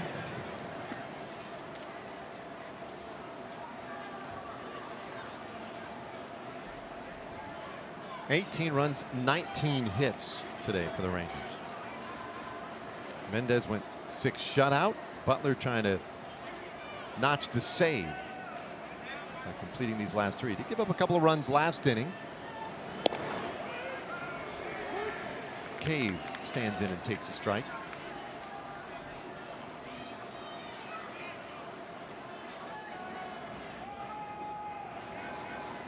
You gotta be careful with this guy. He's had a great series.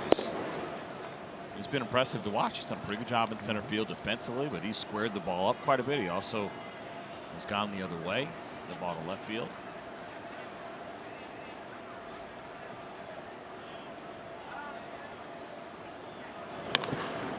Popped up foul, out of play.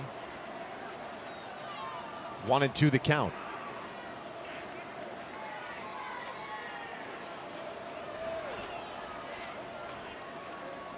Well, the Rangers will get their shot tomorrow as far as using the opener.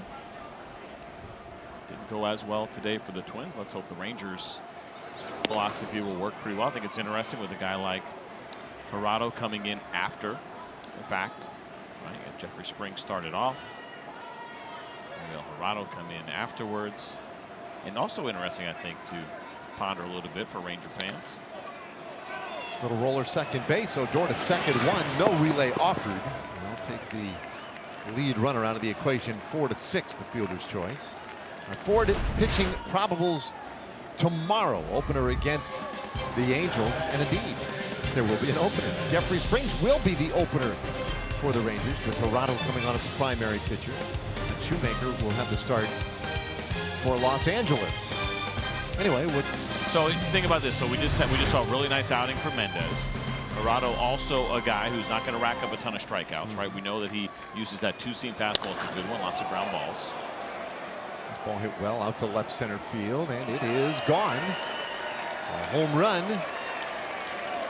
So Chris Jimenez. It's a home run after giving up a couple